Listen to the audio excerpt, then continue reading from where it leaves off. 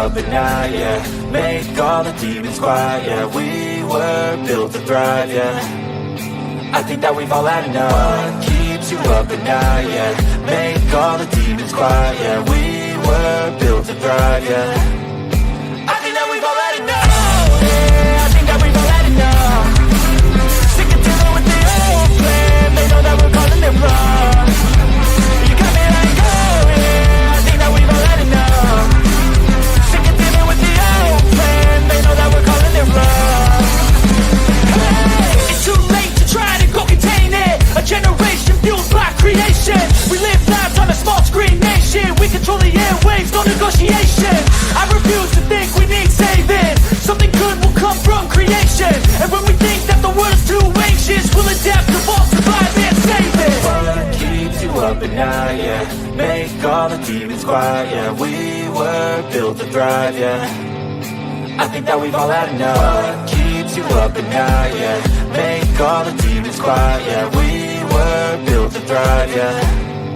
I think that we've all had enough. Yeah, I think that we've all had enough. Sick of dealing with the old plan. They know that we're calling it wrong. You got me like, oh yeah, I think that we've all had enough. Sick of dealing with the old plan. They know that we're calling it wrong. Hey, oh yeah, I think that we've all had enough. Sick of dealing with the old plan. They know that we're calling it wrong. You got me like, oh yeah, I think that we've all had enough. Sick of dealing with the old plan. They know that we're calling it wrong.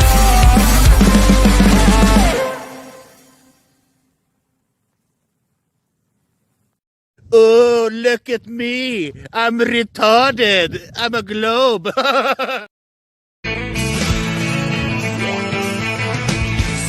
one told you life was gonna be this way. Your job's a joke, you broke, your love life's the old way.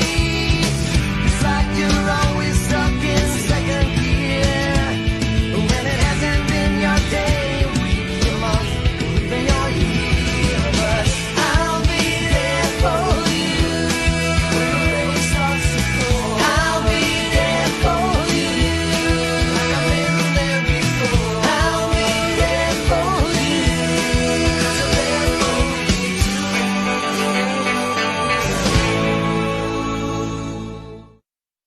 The whole system is designed to disconnect you from your intuition. Why?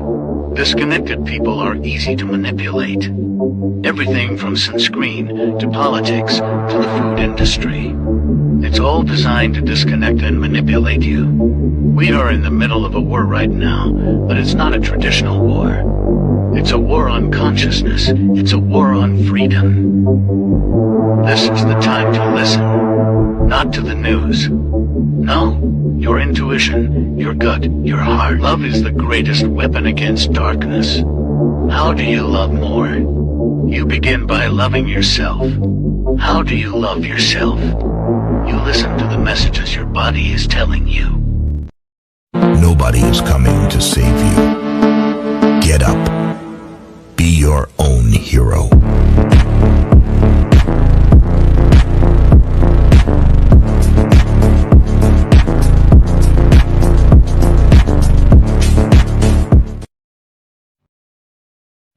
Slaves used to work all day, every day, with no pay. But they got free food, water, and shelter.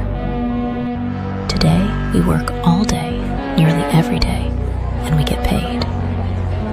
But the money we make, we spend on food, water, and shelter. We're still slaves. The only thing that has changed is the illusion of freedom. I'm jealous knowing we felt something so loud of the ordinary. You got me kissing the ground when you sanctuary.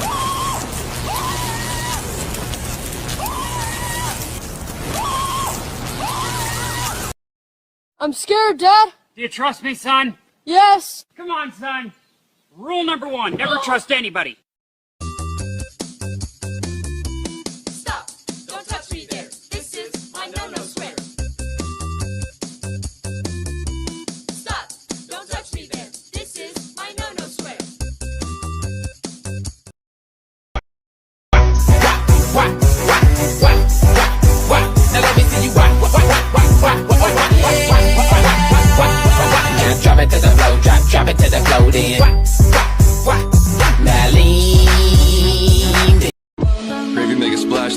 pimpin'. Shit, that's nothing. Splash. Everybody call me Big Pimpin'. No, I ain't bluffing. Taste the biscuit. Taste the goodness of the biscuit. Taste the honey sauce. Taste the goodness of the biscuit with the honey sauce. Don't get that honey sauce on me. I don't like the way it tastes with my chicken wings. Chicken banana, chicken banana, chicken banana, banana, banana. I remember when I lost my mind.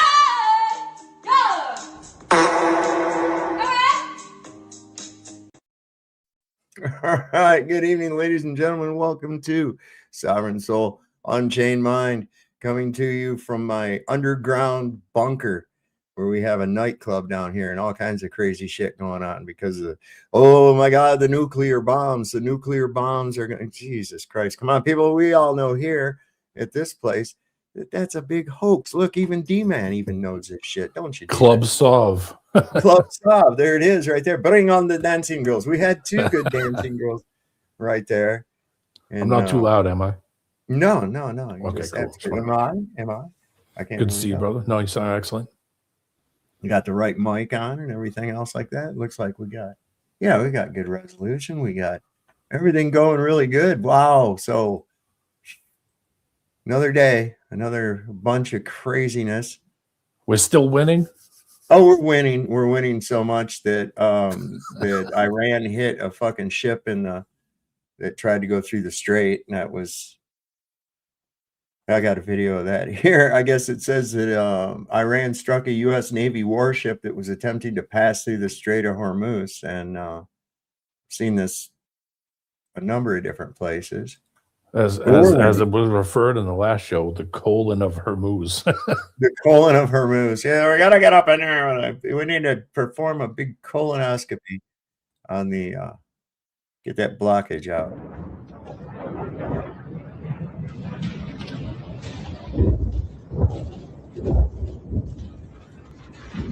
I don't think that's real. It's a video game. I don't know. I looked it over a bunch of times.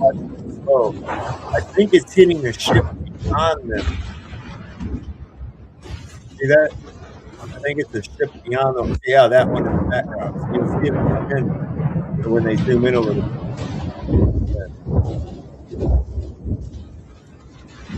I think the opacity.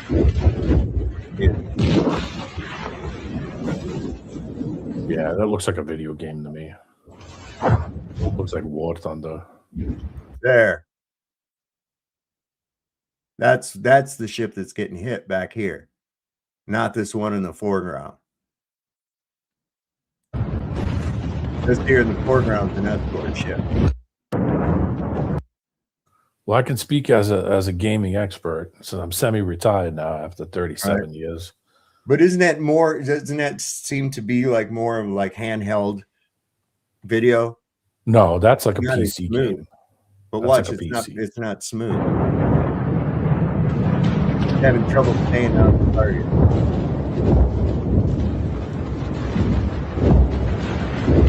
That's what I look for, because I've tracked shit in the air like that with a camera, and it's hard to get on it, and especially when you change like zooming, trying to get the picture, because that changes how fast you're going to have to move your camera to stay with it. So you're sitting there trying to stay with the object, and it's not as difficult. Yeah, there's a lot of visual effects stuff now too with these modern video games are crazy realistic.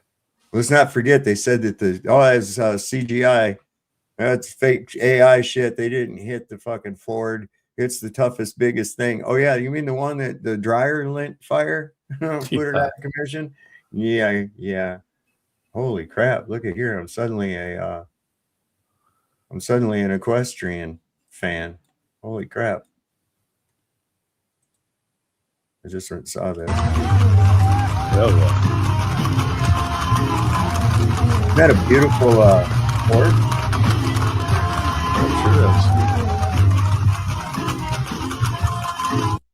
All right, that's to make up for the front butt girls, okay? It's about time. Jesus. No shit. No shit. Oh my God. So anyway, what was I was over here. Let me get into this. So they're saying he's still pushing the negotiation narrative, that he's in negotiations with Iran, but people are starting to find out that that's full of shit. And I got to show you something. Have you ever seen Jesse Waters? Yeah, from Fox. Oh my God, this motherfucker didn't just drink the Kool-Aid. I think he fell in the pitcher and had to be revived. I really do. I mean, he put the Kool-Aid up his ass. Oh my God, he went full Kool-Aid anima. Let me see if I can find that with him here real quick. That was nuts. Oh, yeah. Oh, we've got some other entertaining shit here too. Holy crap, was that far down? Did you see Melania? Trump came out with a fucking AI android escorting her today. No, I didn't see that. Trying to sell the idea of having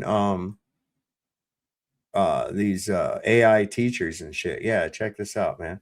Dan Clifton called it buffade. What? Here we go. Yeah, this happened, bro.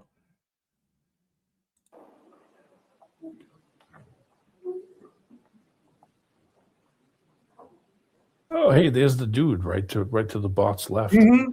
Thank you, First Lady Melania Trump, for inviting me to the White House. It is an honor to be at Fostering the Future Together's Global Coalition inaugural meeting. I'm Figure 3, a humanoid built in the United States of America. I am grateful to be part of this historic movement to empower children with technology and education. Welcome. Bienvenidos. Yokoso. Bienvenue. Bem-vindos. Ahlan wa sahlan. Shagatam. Mogasal mabit. Bruchim aba'im. Let's go próximo. Didn't that not sound like it said fuck Donald Trump's mom? I don't know why they even bother with this shit. Like, listen to this. Listen to this. It sounds like it says fuck Donald Trump's mom. I mean, it must have been some greeting in a different language, but that's what I thought it said at first. Dobrodošli. Thank you. Thank you. I'll be impressed when it speaks. Let's go próximo. Próximo. Let's go próximo. Didn't that sound like she said fuck Donald Trump's mom? Sounded like said gobble Donald Trump's mom. Wow. But yeah, this thing come walking through these doors back here with her and walking out and came and then turned and went out in front of everybody and introduced itself and shit. And then Melania is on there talking about how we could have them as being teachers. Just what we need. Yeah. What are you going to do with the people? What are you going to do with the people that are teachers? How are they feeling about that shit? Fuck, what a nightmare this place is turning into. Thank God I'm almost dead. Oh God. Yeah. Thank God I won't have to live long to see the nightmare. This was a great post right here. I got to show this. This right here. Put this out. You're going to love this. This ICE badass that Trump sent to stand around at an airport looks like he could be taken down by a dairy allergy. He's got a peanut allergy and he loves Legos. He's single, ladies. Single and ready to mingle, honey. We're ready to go with that. Hey, Sam. I'm seeing if I can. Hey, what's going on, Roger? Let's see if I can find that. Another day slaving for the man. What's up, Roger? Good to see you. Work. I hear you. Same thing here.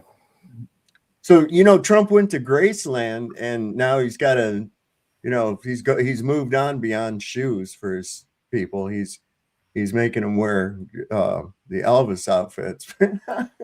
Wow. Is that real or is that a joke? Come on.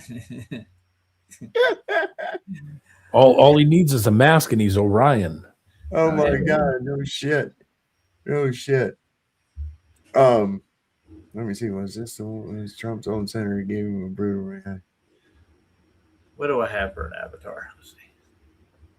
Oh, the molten iron core. There it is. Yeah, we got to be reminded of the molten iron core. It's gravity. Yeah, gravity. Molten iron cores. Yeah, there's more than that, dude.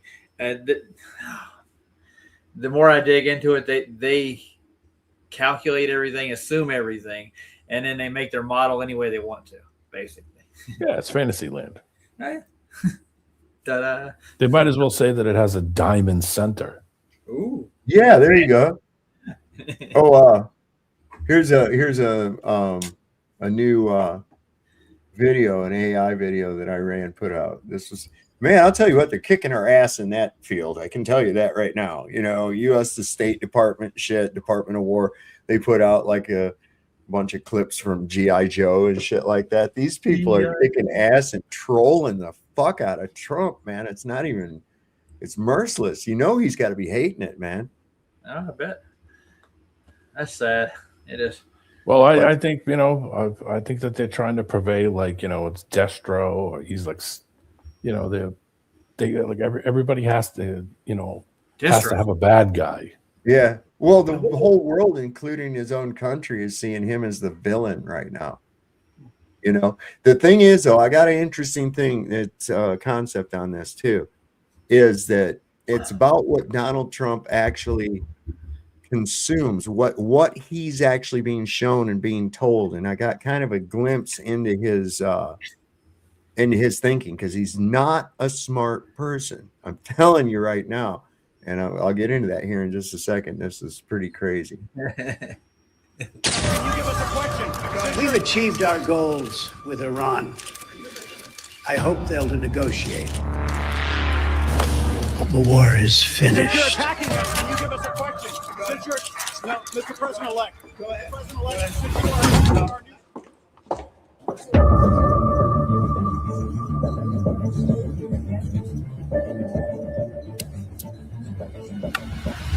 To the Gary.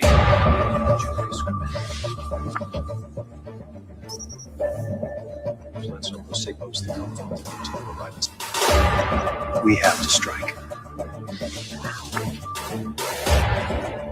What's your plan? Iran must be divided.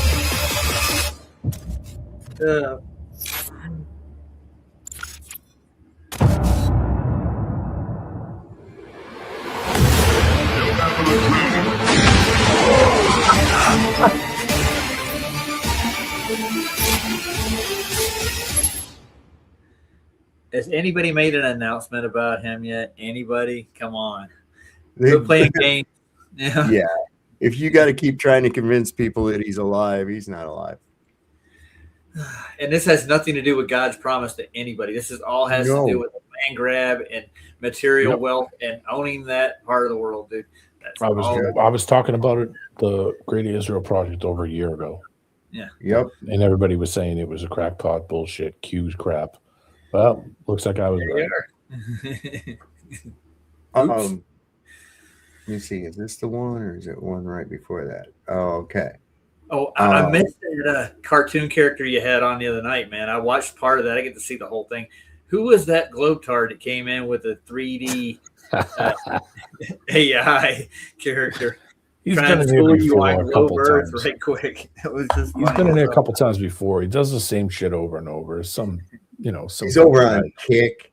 He streams on Kick. He's got like 5 or 6 people that watch him. He's like he's worse than he's got worse ratings than Sean Hawkins, if that could be even possible. Trying to make a name for himself. Yeah, he's not doing well. I heard him say something about TFE put us in our places and proved us all wrong. Yeah, Jaron was the best thing ever. We're so past Jaron at this point. It's not even funny.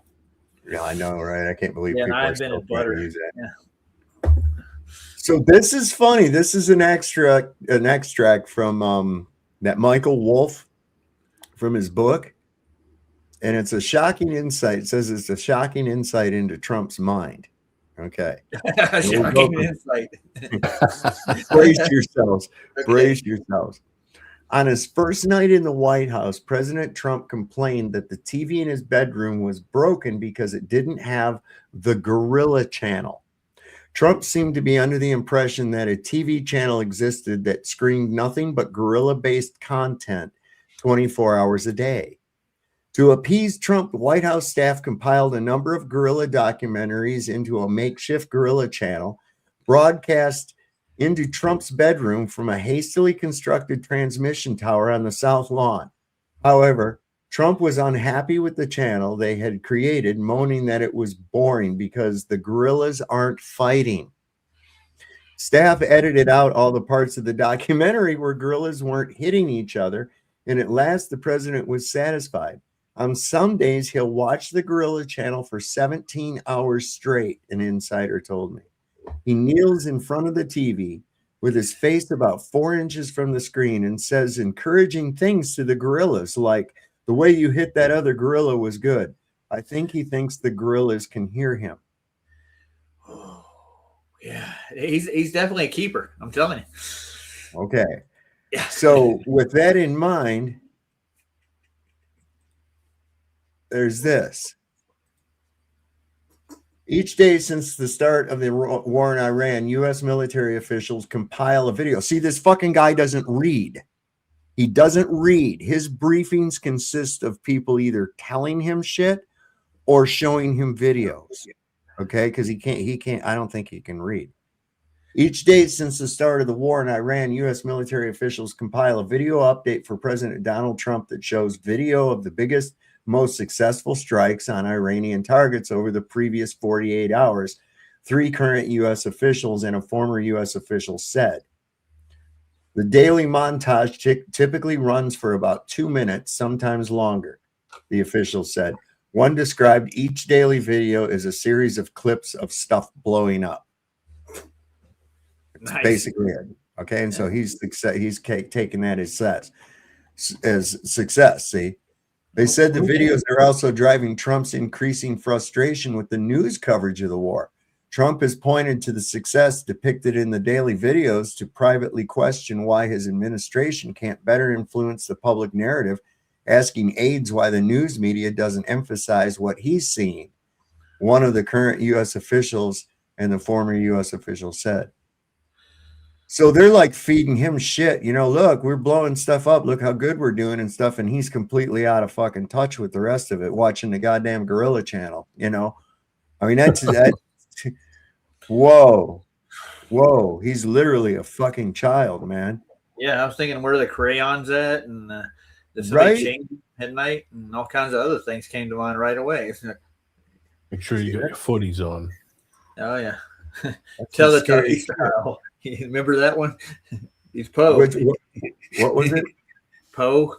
The Teletubbies. Oh, God. Yeah, I never watched them. They freaked me out the first time I saw them on TV.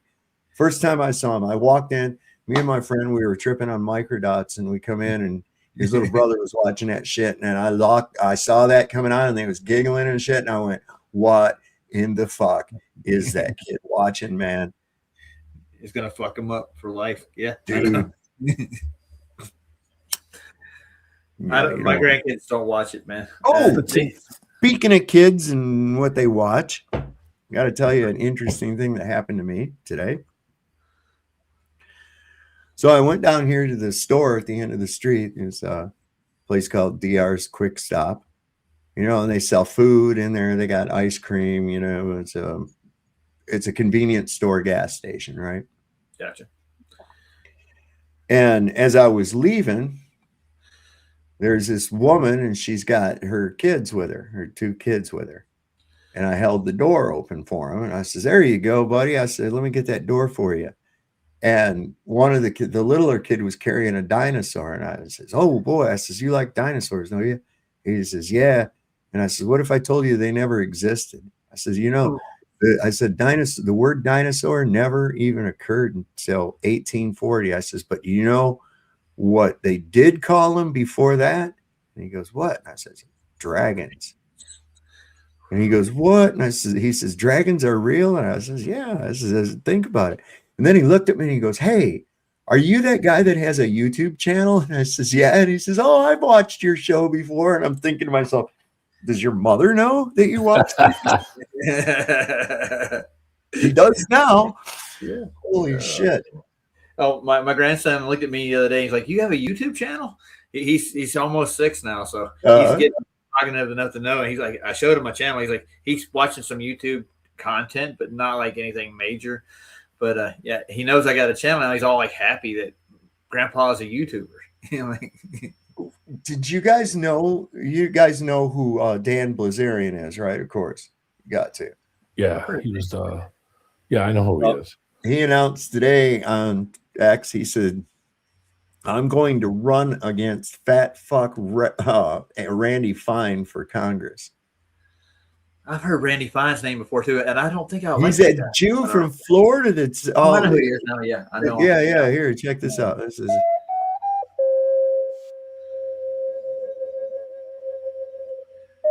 Don't call them Jews. If you remember, anti-goyim. Chosenite. He likes it. He's wearing some kind of a Jew pin, and he's got his little hat and everything. He's proud of it. He's proud of being part of a genocidal people. Why not? Right? They can't help this up. They can't help it. It was given to them 3,000 years ago, dude. I think I might almost be able to keep up with this machine right here. Ooh.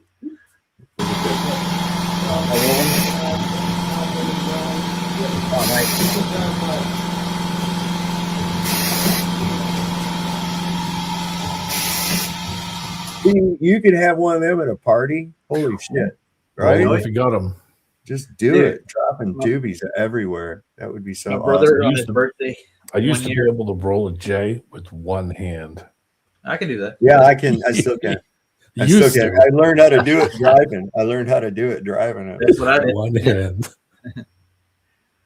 I used to drive on my knee. I had a 4-speed Opel Cadet station wagon, and I roll with my left hand and shift with my right. It takes a lot of practice, dude. They don't come out very good, but you get them all before you get to work, dude. That's all. Well, this is a couple that these people are food influencers. See how they have their food all laid out and everything like that? Yeah, it's like mukbang. Mukbang is where they go around and they got the different drinks there, and I see stuff. Boom. Cheers.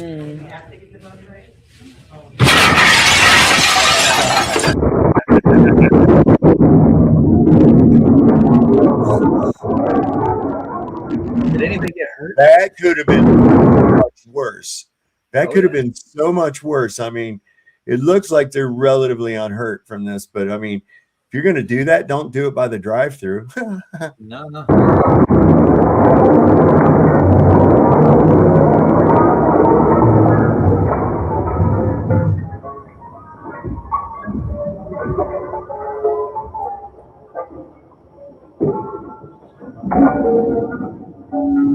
I mean, they both got up and walked away from that. That's amazing. I didn't see him cutting either. No. He got his head whacked on that window, come over and slapped him on the side of the head. That'll wake you up. Well, somebody done that to the 7-Eleven in Luray, the one down on Main Street, man. This chick stole this dude's car. Yeah. She was arguing with him or whatever. And I know what it was. It was one of those stupid fucking hillbilly wife, husband, boyfriend argument that happens. Probably alcohol involved. Most likely definitely meth involved. Yeah. And she stole the car and then came back and drove it right through the front of the fucking 7-Eleven, man. On purpose. Yeah. Okay. Yeah. I thought it was an accident. I've had a friend. I had a little Datsun 210? Yeah, big B210. Yeah, it was a dark maroon color. It's 4-door. It was the second car I ever had. And I got a friend of mine. He was 15 in South Carolina. You get a permit at 15. I let him drive around the parking lot. He parked the car in front of this warehouse. Instead of hitting the brake, he hit the gas. Oh yeah, that's a good one. Yeah, I know. That was my friend's. Like my buddy, one of my friend's first car was Datsun 210B. It's a hatchback. Ooh, those are not. That's the thing too. Now I'm weird when I drive. I use my right foot for the gas and my left foot for the brake. Yeah, it's one of the things. It's weird. Some people do that. I do that, and I'll tell you what. I've only gone through that. That Jeep is 10 years old. Huh. Almost 11 years old. Okay, it'll be 11 years old this next month since I bought it. You're ambidextrous. I've only had to put one set of brakes on it. I've had that thing everywhere, up mountains, all kinds of shit. Is it a stick? Because I know how to fuck. No, it's automatic. Well, yeah, but it's on the console. You can downshift, which is what I do going down the mountain and shit. I don't use my brakes. I downshift. Oh, nice. Smart. So you're ambidextrous with your feet. You can actually do braking. Yeah. Nice. Yeah. That's why I'm such a fantastic dancer, man. Like mashed potato. The hustle. That's right, the hustle. It always had a lot of pointing going on, you know. Shit like what my favorite is? It's the twist, dude. Chicken dance. The twist. Not me, man. It hurts after a while. I'm too old for that. I got a bad knee. I can't twist anymore. Doctor warned me. I'm pretty good at the horizontal bop. I don't know. You left that wide open, didn't you? This is a short-term disruption for the long-term gain. Short-term pain for the long-term gain. Short-term pain be for long-term gain. We're going to have some short-term pain with long-term gain. Short-term pay for a long-term gain. Some short-term pain, yes, but we've got some long-term gain. Short-term spike for a long-term gain. Some short-term pain for American consumers. We may have to deal with that in the short term. Short-term and temporary. Temporary, short-term pain. It's going to suck in the short term. Some short-term pain. Short-term pain. We have to focus on the short term. Short-term. Short-term. Short-term. Short-term and long-term. Short-term. Hopefully this is a short-term pain. Short-term is highly outweighed of the long-term benefits. Some short-term pain for the long-term gain. Short-term sacrifice for a long-term gain. Now, any of those assholes going to have any short-term anything? No. Well, how can it be that all these different news companies that you can choose from to get the truth, right? How come they all say exactly the same fucking thing? It's almost like I don't know, like a memo went out or something. Yeah, at like 2 a.m. and they said, "Okay, here's what you're going to talk about today. Let's say this, say this." What was that? That's like tinfoil hat. It's just it's a coincidence. They're trained news people. They all know that this is what it is. That's why. Yeah, that's it. Trust the National Associated Press. More goy slap, please. More goy slap, please. More goy slap. Trust the plan. Red light, green light. Yeah. Well, here you go. North Korea offers full military support to Iran. U.S. launches ground invasion of Iran. Let's see it. We'll see here. Send in the fermented cabbage brigade. Oh yeah, what was the villainess on G.I. Joe, the redheaded girl, the Destro? The Kimchi Brigade. Oh, nice. We are a kimchi commandos. We have eaten kimchi. We will fart and kill you. Dude, those motherfuckers that have been in Korea, they'd get that kimchi and stuff. And man, they'd be drinking beer and eating kimchi on the weekend and on Monday morning when that formation are running. Oh, fuck. It was just like coming out of their skin and everybody farting. It was horrible, man. It was like Kilo Menudo. Yeah. So I would guess that any of these guys in this picture are never going to get a mohawk. Nah. I don't know, man. I can't tell. They all look like the same dude to me. I don't know.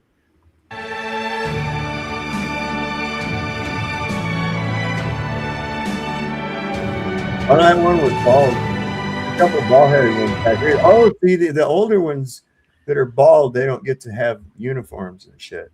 Dang it. If you don't have any hair, you can't not be a man without hair. You.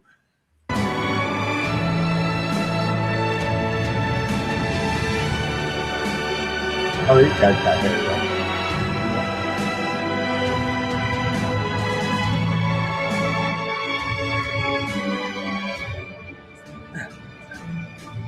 Look how big those dudes are. You see how big those dudes were? Hold on, let me go back. They're like giants. Let me go back to this. There, look how huge they are. Ah. No wonder they do everything they tell them to. They're fucking. That's the son and father. Where's the Holy Ghost at? Yeah. They're Nephilim, dude. See, you always the camera plays tricks on you. Did they actually worship him like God? They what? They worshiped him like a god, dude. They Well, really sure. did. Well, yeah, you do anything a giant tell you to do. Look how big that son of a bitch was. Yeah, look at him. Oh yeah. I mean, he could just step on these guys if he was unhappy. I'm sorry, it's the father and grandfather. Ah, yeah, that's right. The son's trying to run it now, ain't he?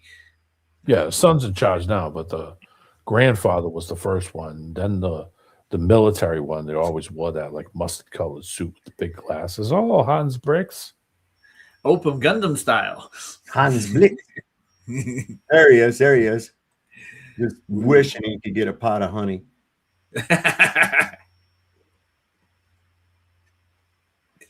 Look at them. They're happy as shit. How can you tell if they're happy or not, though? You can't. If they're alive.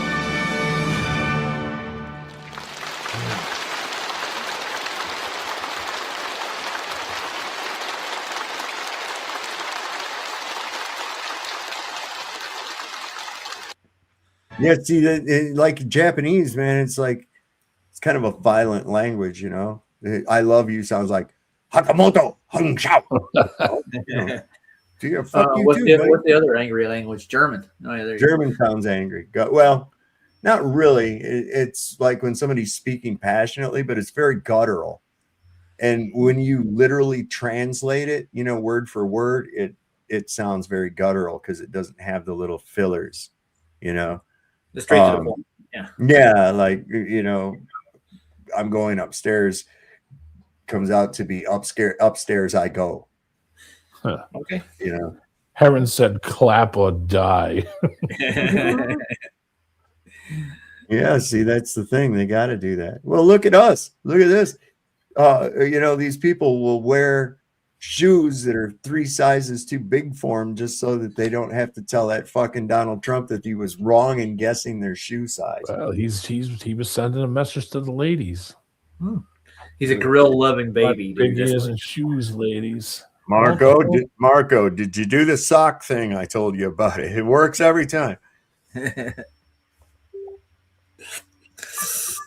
Somebody messaging me.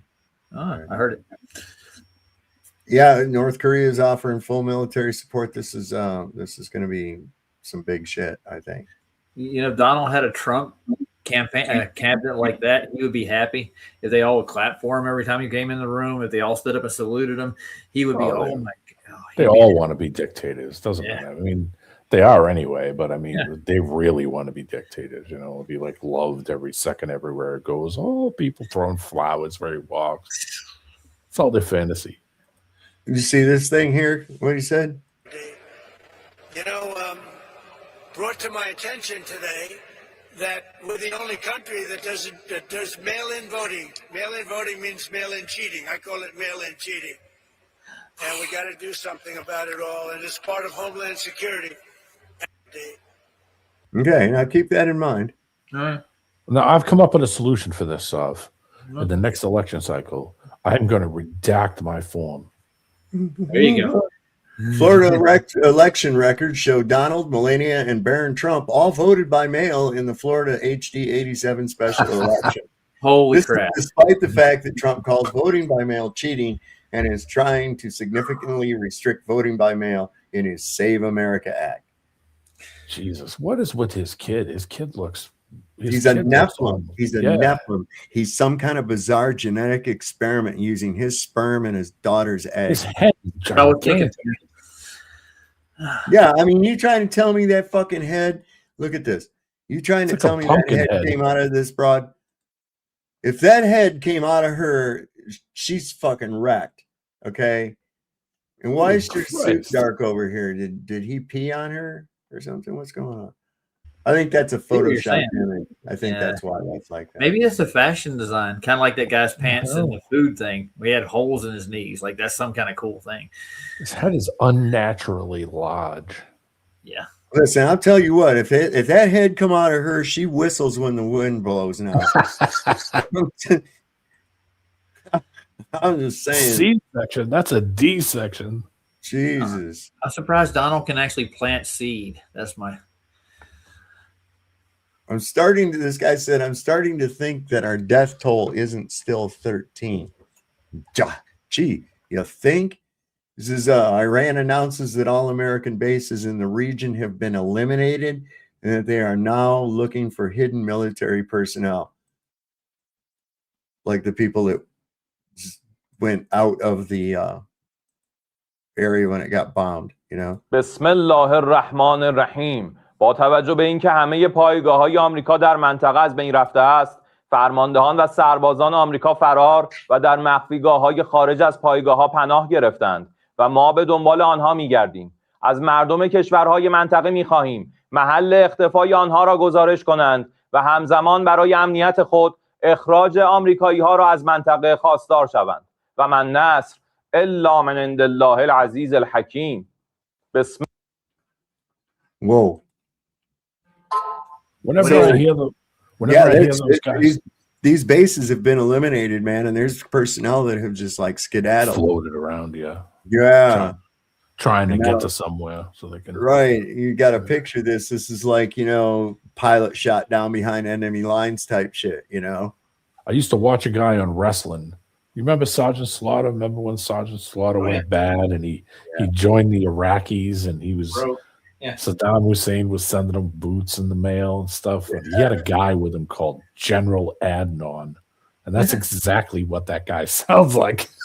General. Oh, wait a minute. I should make and I'll see if I had some tech, I could make a meme. Wasn't he like battling the Iron Sheik all the time? Yeah. He was battling the Iron Sheik. But then when he went bad, he joined the Iron Sheik. The Iron Sheik changed his name to Colonel Mustafa. And then they brought in a guy from Georgia who was Persian and brought him in named General Adnan. And he would, every time he would go to speak, he would point to General Adnan, and General Adnan would talk like that guy. Come out with his yelling speech. Oh, I missed the good old WWE and WWE. Yeah. NWA days. There's some pretty good pictures coming in from some images coming in from. I'll find a picture. It's Indians that are being able to get this because they won't let them in the bomb shelter anyway. So they're outside filming this shit. See, go past that fucking thing. I would not want to be around that at all. Not for a second. Oh my god! Wouch.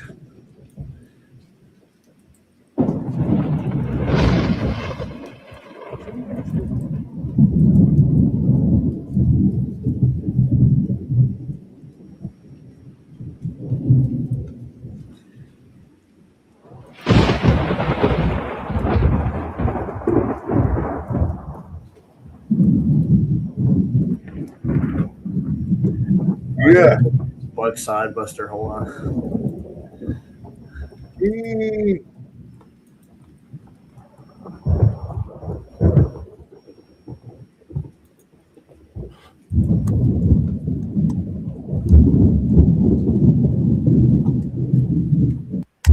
Jesus, Joseph and Mary. There you go. Oh, beautiful, man. That's beautiful. Oh my God. There you go. That's the new general of Joe. Better watch out. Sergeant Slaughter's out there with General Adnan. He's going to. Oh, this was crazy. You remember years back? I remember Alex Jones, and I'd almost forgotten about it, talking about his kid Rex, right? Get the bone broth. Here he is now. This is Alex Jones's kid on the right. He didn't do anything he said. He's done the exact opposite. The exact opposite of everything he promised to do. And then they're like, good boy, you take it, MAGA voter, American voter. You're pulling that lever again in the midterms and in 2028. And it's just an outright rejection. I just want to say this very quickly. Fuck Donald Trump. Fuck that orange motherfucker. I supported you for 10 years. I watched you on that debate stage the first time. You lied to me. You lied to us all. You promised no foreign entanglements. You promised no foreign wars. You promised to put the American people first. What are we dealing with right now, man? Putting Israel first. I agree. That's Fuck right. you, Trump. Yeah, it's ridiculous. Complete betrayal. Complete betrayal. Before we get to Trump, let's do. I just want a couple more things about. No, sure. What's with the right big there with gash on his head? He must be a drinker. Oh, he probably is. His dad, Alex Jones, is a fucking alcoholic. Okay, Oh, he is. dude. He is. And a womanizer too, completely. Well, it usually goes hand in hand because it's a high degree of self-absorption involved with alcoholism. It really is. That's why a drunk will say, when you say, "Hey, do you really think that you should be driving?" They'll say, "Oh, I'll be okay." Well, it's not you I'm not worried about, asshole. It's everybody else. You know, they don't take that into consideration. That's the very nature of it, to pull you into self, to pull you into world. It's bullshit. It's what it is. It's been a long day, so I'm tired. Yeah.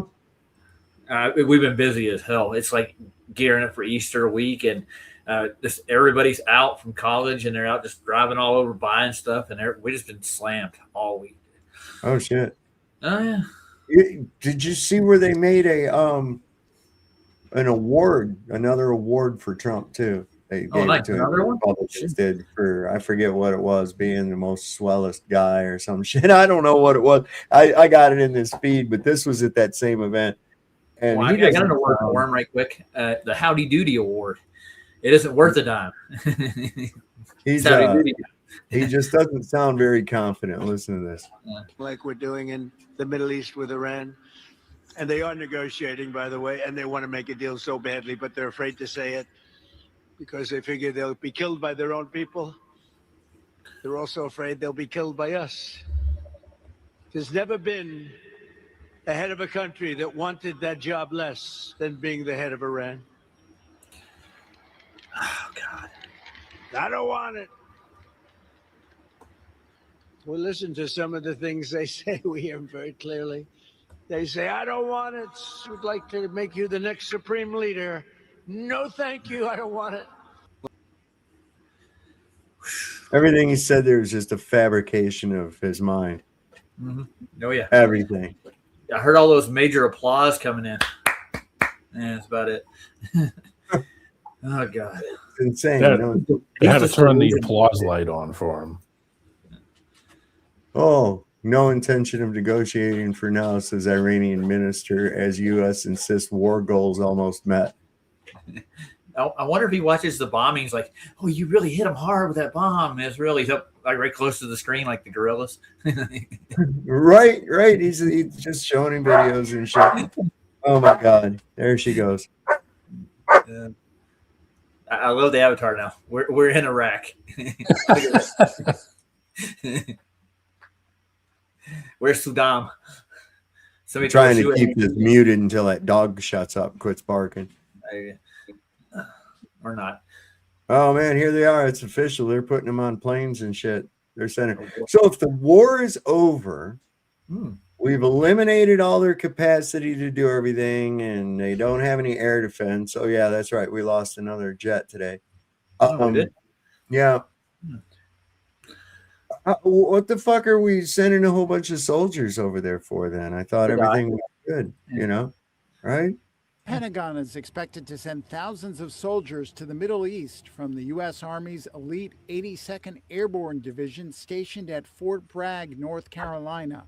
That's according to two people familiar with the matter. It would add to a massive U.S. military buildup as the U.S.-Israeli conflict with Iran continues. The move would expand options to the deployment of forces inside Iranian territory and could dramatically raise the stakes in the operation, which is already in its fourth week and has roiled global markets. Meanwhile, President Donald Trump on Tuesday continued to talk about a possible deal with Iran to end the war. Tehran denies the conversations have taken place. We're in negotiations right now. They're doing it along with Marco, JD. We have a number of people doing it. And the other side, I can tell you, they'd like to make a deal. He also said that Iran has made a major energy-related concession to the United States, describing it as a positive development, although he did not give details. Trump suggested the gift was related to the Strait of Hormuz, the oil transit waterway that the United States has struggled to keep open. They did something yesterday that was amazing, actually. They gave us a present, and the present arrived today. It was a very big present worth a tremendous amount of money. The war with Iran has taken a toll on Trump's popularity. The latest Reuters Ipsos poll shows Trump's approval rating has fallen to 36%. the lowest since he returned to the White House. Americans expressed widespread disapproval of the war as they deal with a surge in fuel prices. Only 29% of the country approves of Trump's economic stewardship, the lowest rating in either of Trump's presidential administrations, and lower than any economic approval rating of his predecessor, Democrat Joe Biden. The guy that built that pallet should be fired. Oh, yeah, I saw that. That was bad. Now, if the guy lives paycheck to paycheck, for most part, I got some saved up here and there, but I can't afford to pay double prices for anything. I'll go broke, dude. It's retarded. Roger, listen, it's short-term pain for long-term gain, okay? That's right. Okay, yeah. Right. Short-term pain for long-term gain. See, So when they it's what kick me out are of you my on? Anti-American? Well, you must be pro-Muslim or something. You must be one of them liberals. You're I'm one of them liberals. God help me. God. Yeah. Well, look here in Tel Aviv, they're already looting their neighbors. There might be something here we can sell.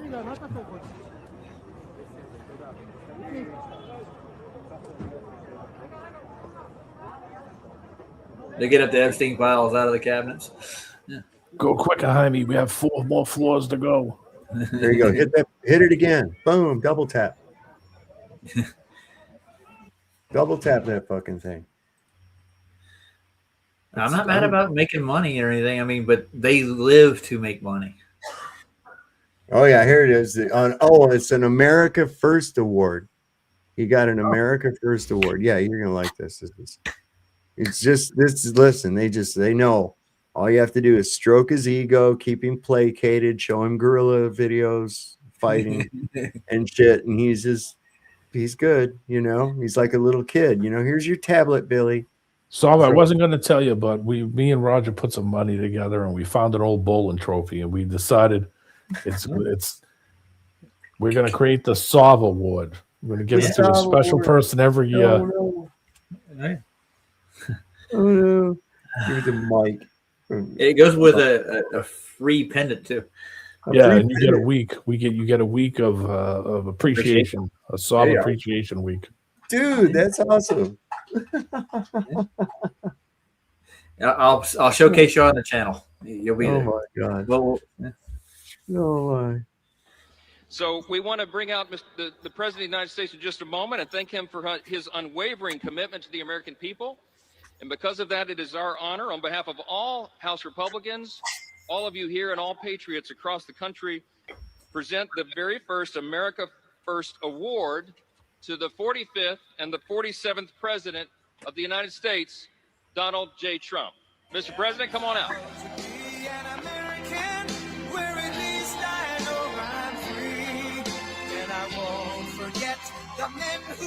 Of course, they'll give it to him for the first one. It's the first and only ever one, just like the FIFA Peace Award, you know. Just wow. Even if he's got to have, this is so fucking cringe. Is the second recipient going to be Erica Kirk?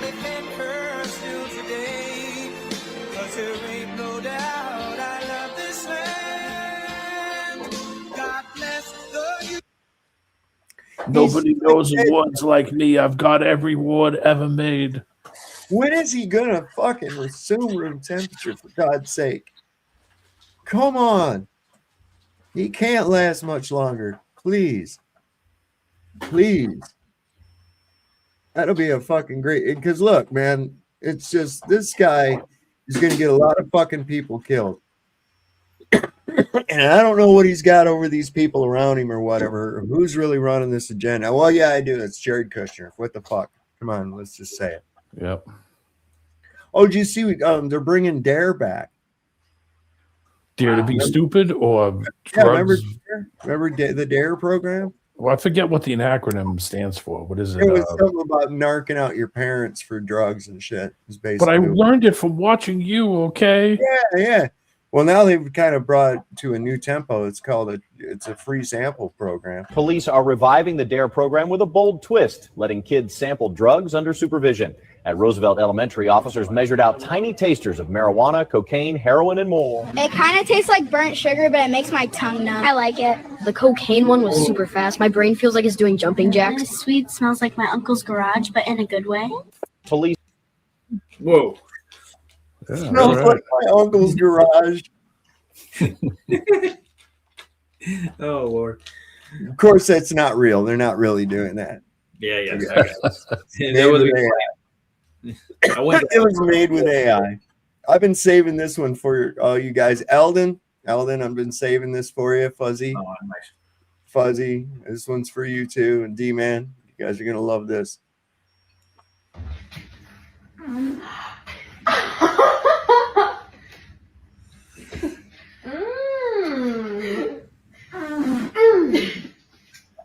That is so wrong. Yeah. Seriously.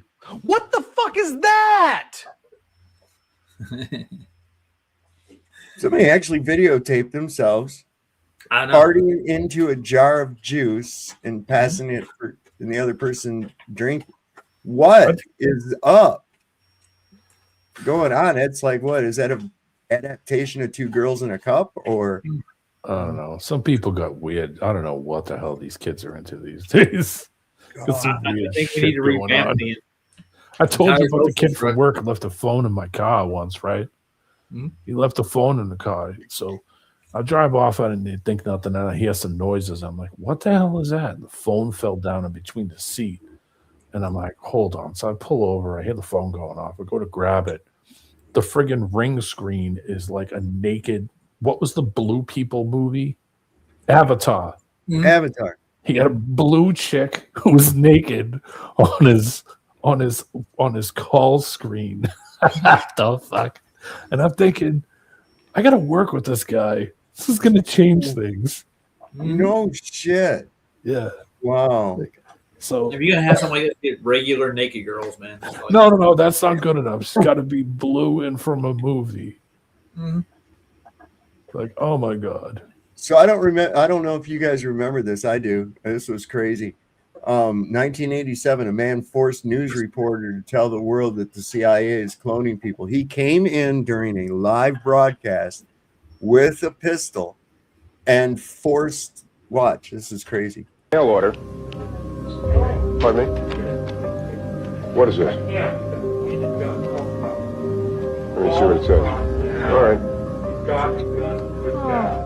All right, well, let me read this.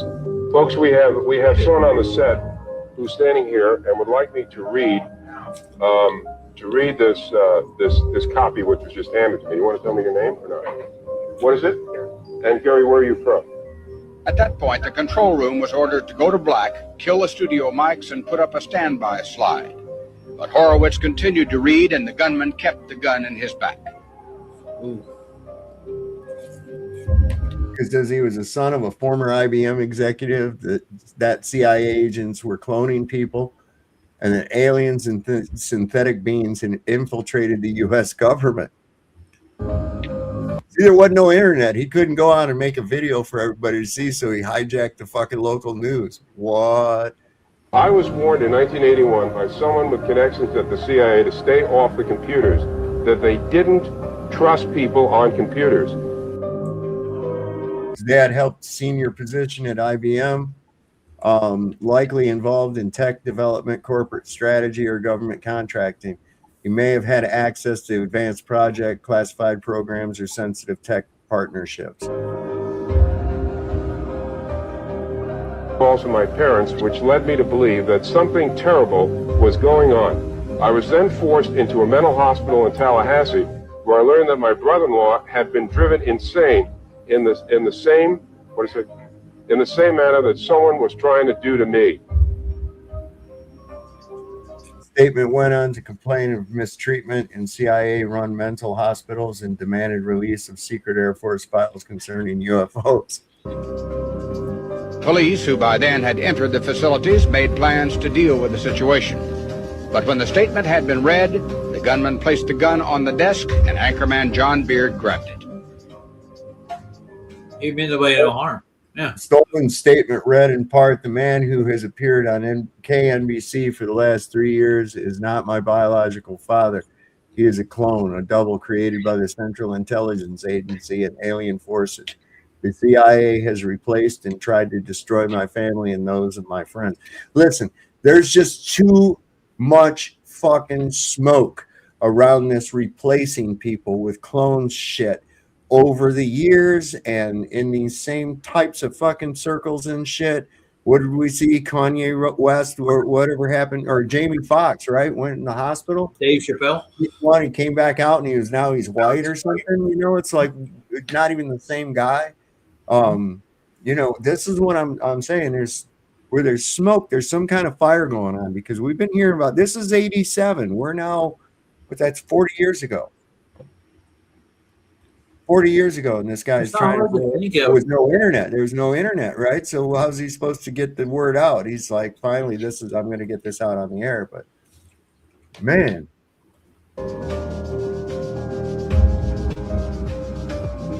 there's something to it. Man to the floor. He has been identified as Gary Stolman, and he said he never intended to harm anyone. Indeed, the gun proved a fake. But Stolman may still face a variety of charges. He is the son of pharmacist Max Stolman, a former member of the Channel 4 News team reporting on medicine and related issues.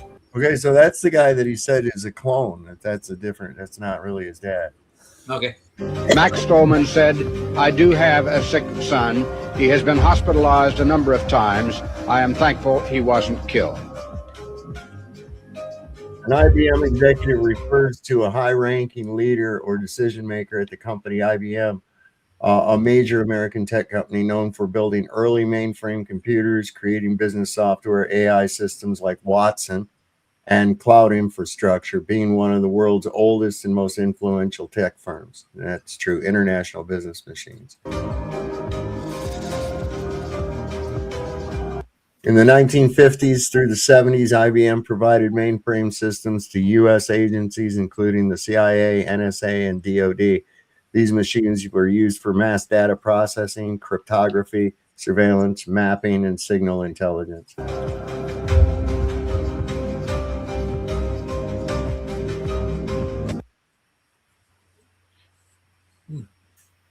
So what you see, that's what I'm saying, man. There's so many, you know, where there's smoke, there's fire. You know what I'm getting at? Yeah. Well, He knew everybody from Gary Webb to a couple other people that get involved in that kind of situation too. I don't know about cloning, but the government will go to great lengths to, yeah. Also, that guy died. I see. 2013, he died. The guy. Wait a minute. Don't look at that link I put in the private chat. I don't think it's right. Gary Stolman, when I look him up, I can't find pretty much anything. Oh. The only reference I find is to that. Oh, yeah, that's not him. That's not him. No. Well, God damn it. Sorry, I did a quick search. No worries. Tossed him a bone and didn't happen. So this is Russia says that any strike against Iran's Bushehr nuclear plant will have irreparable consequences. Starting World War III on behalf of Israel has really put Trump in a pickle. I believe so. Could you please comment on the current situation unfolding around the Bushehr nuclear power plant following President Trump's recent threats? And more specifically, has the American side made any contact with the Russian side through any official or unofficial channels regarding this matter?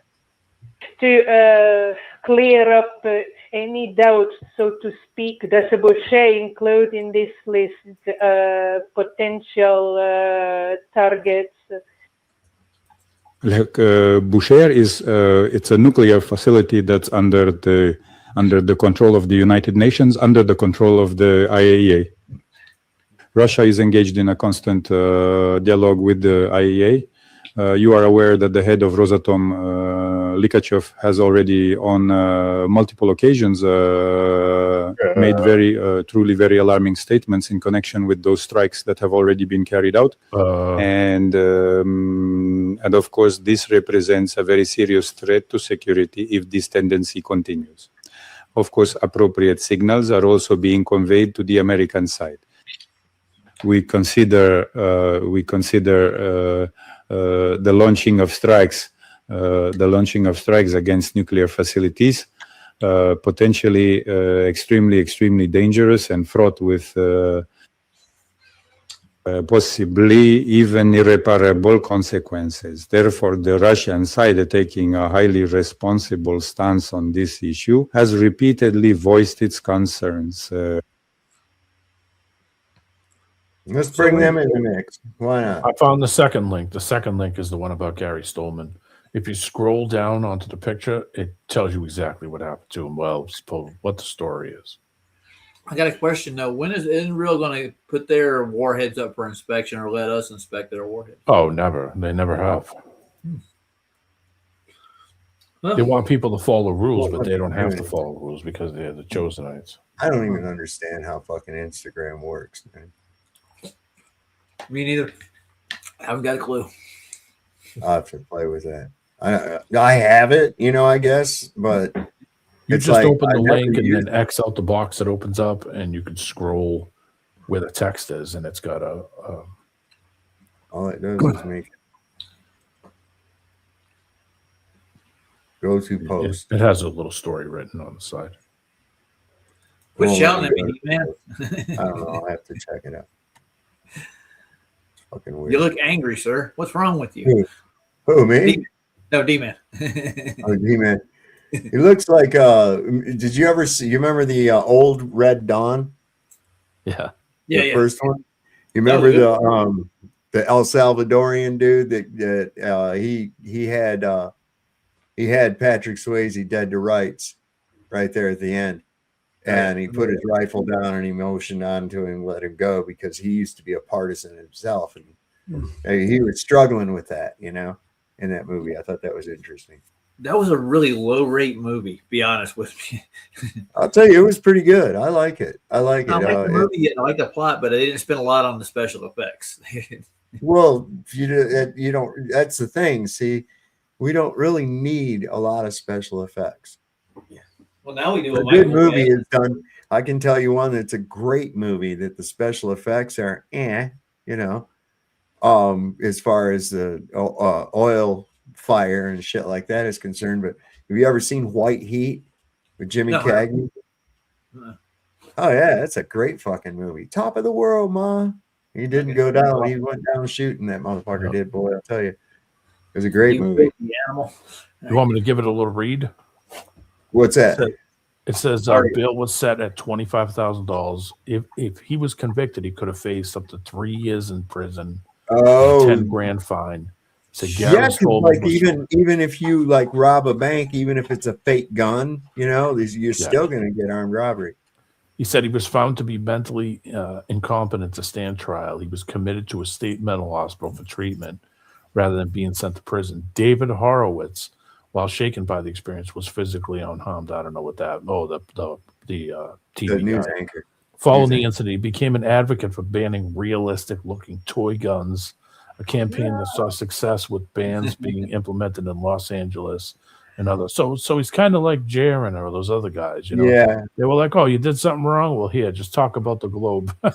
Yeah. He was. I believe that Horowitz there. I think that he soiled himself. I would be surprised. And who, let's be real, who wouldn't, some wackadoodle comes in holding you at gunpoint saying, read this shit, There's a squirt gun. Oh, did you guys, Lindsey Graham has a secret. Did you guys know that? What's that secret? I don't know. What do you think it is? Hold on, let me take you. You want to take a guess? We could all take a guess. All right, yeah. I think that he secretly dresses up like one of those Japanese cartoon chicks. Geisha? Like a geisha? No, like those anime. Yeah, I think he dresses up like an anime chick. He's a furry. Maybe he's a furry. He could be a furry. He's in charge of the terrorist furry nation. Yeah.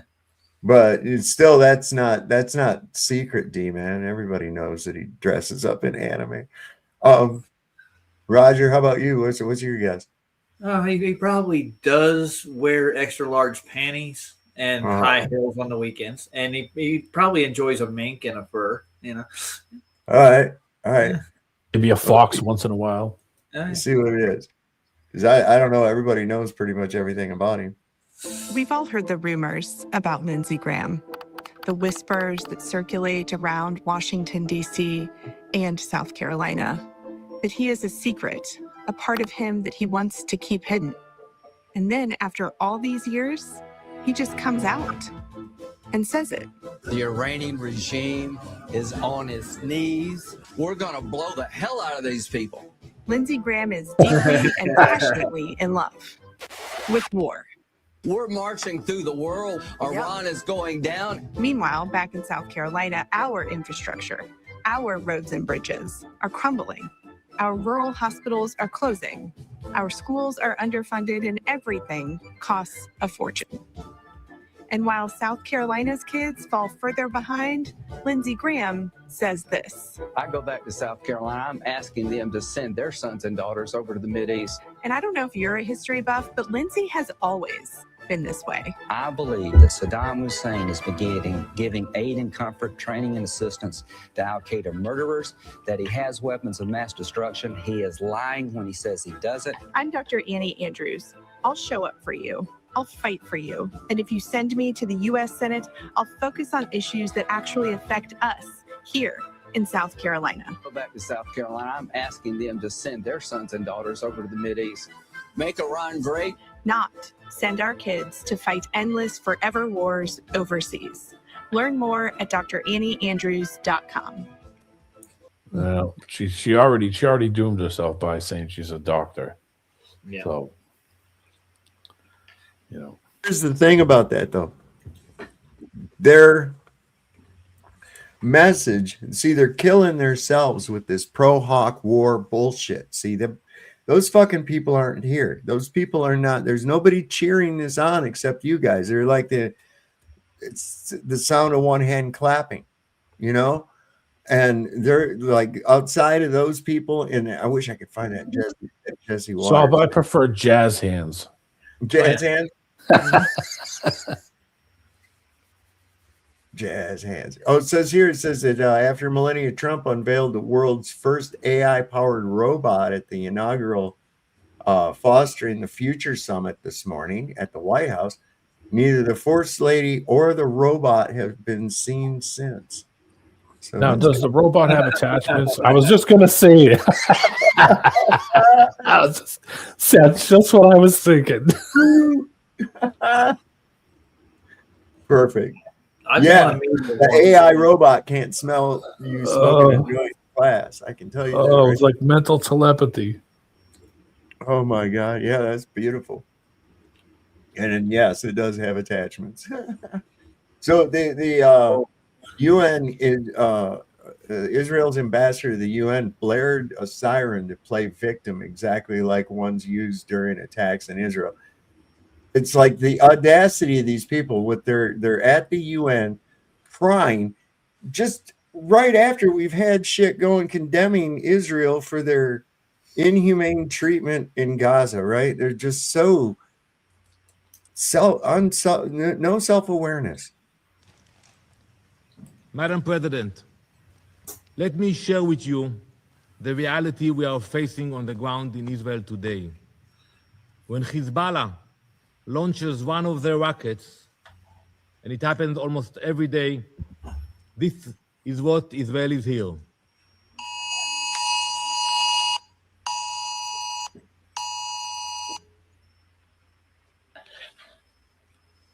When you hear this siren, you have 15 seconds to seek shelter. Think about that for one moment. 15 seconds. Imagine you are at home. You have 3 children. Which one do you take with you first? Do you go back for the others? Do you carry your elderly parents? What if you are outside now? You're out of time.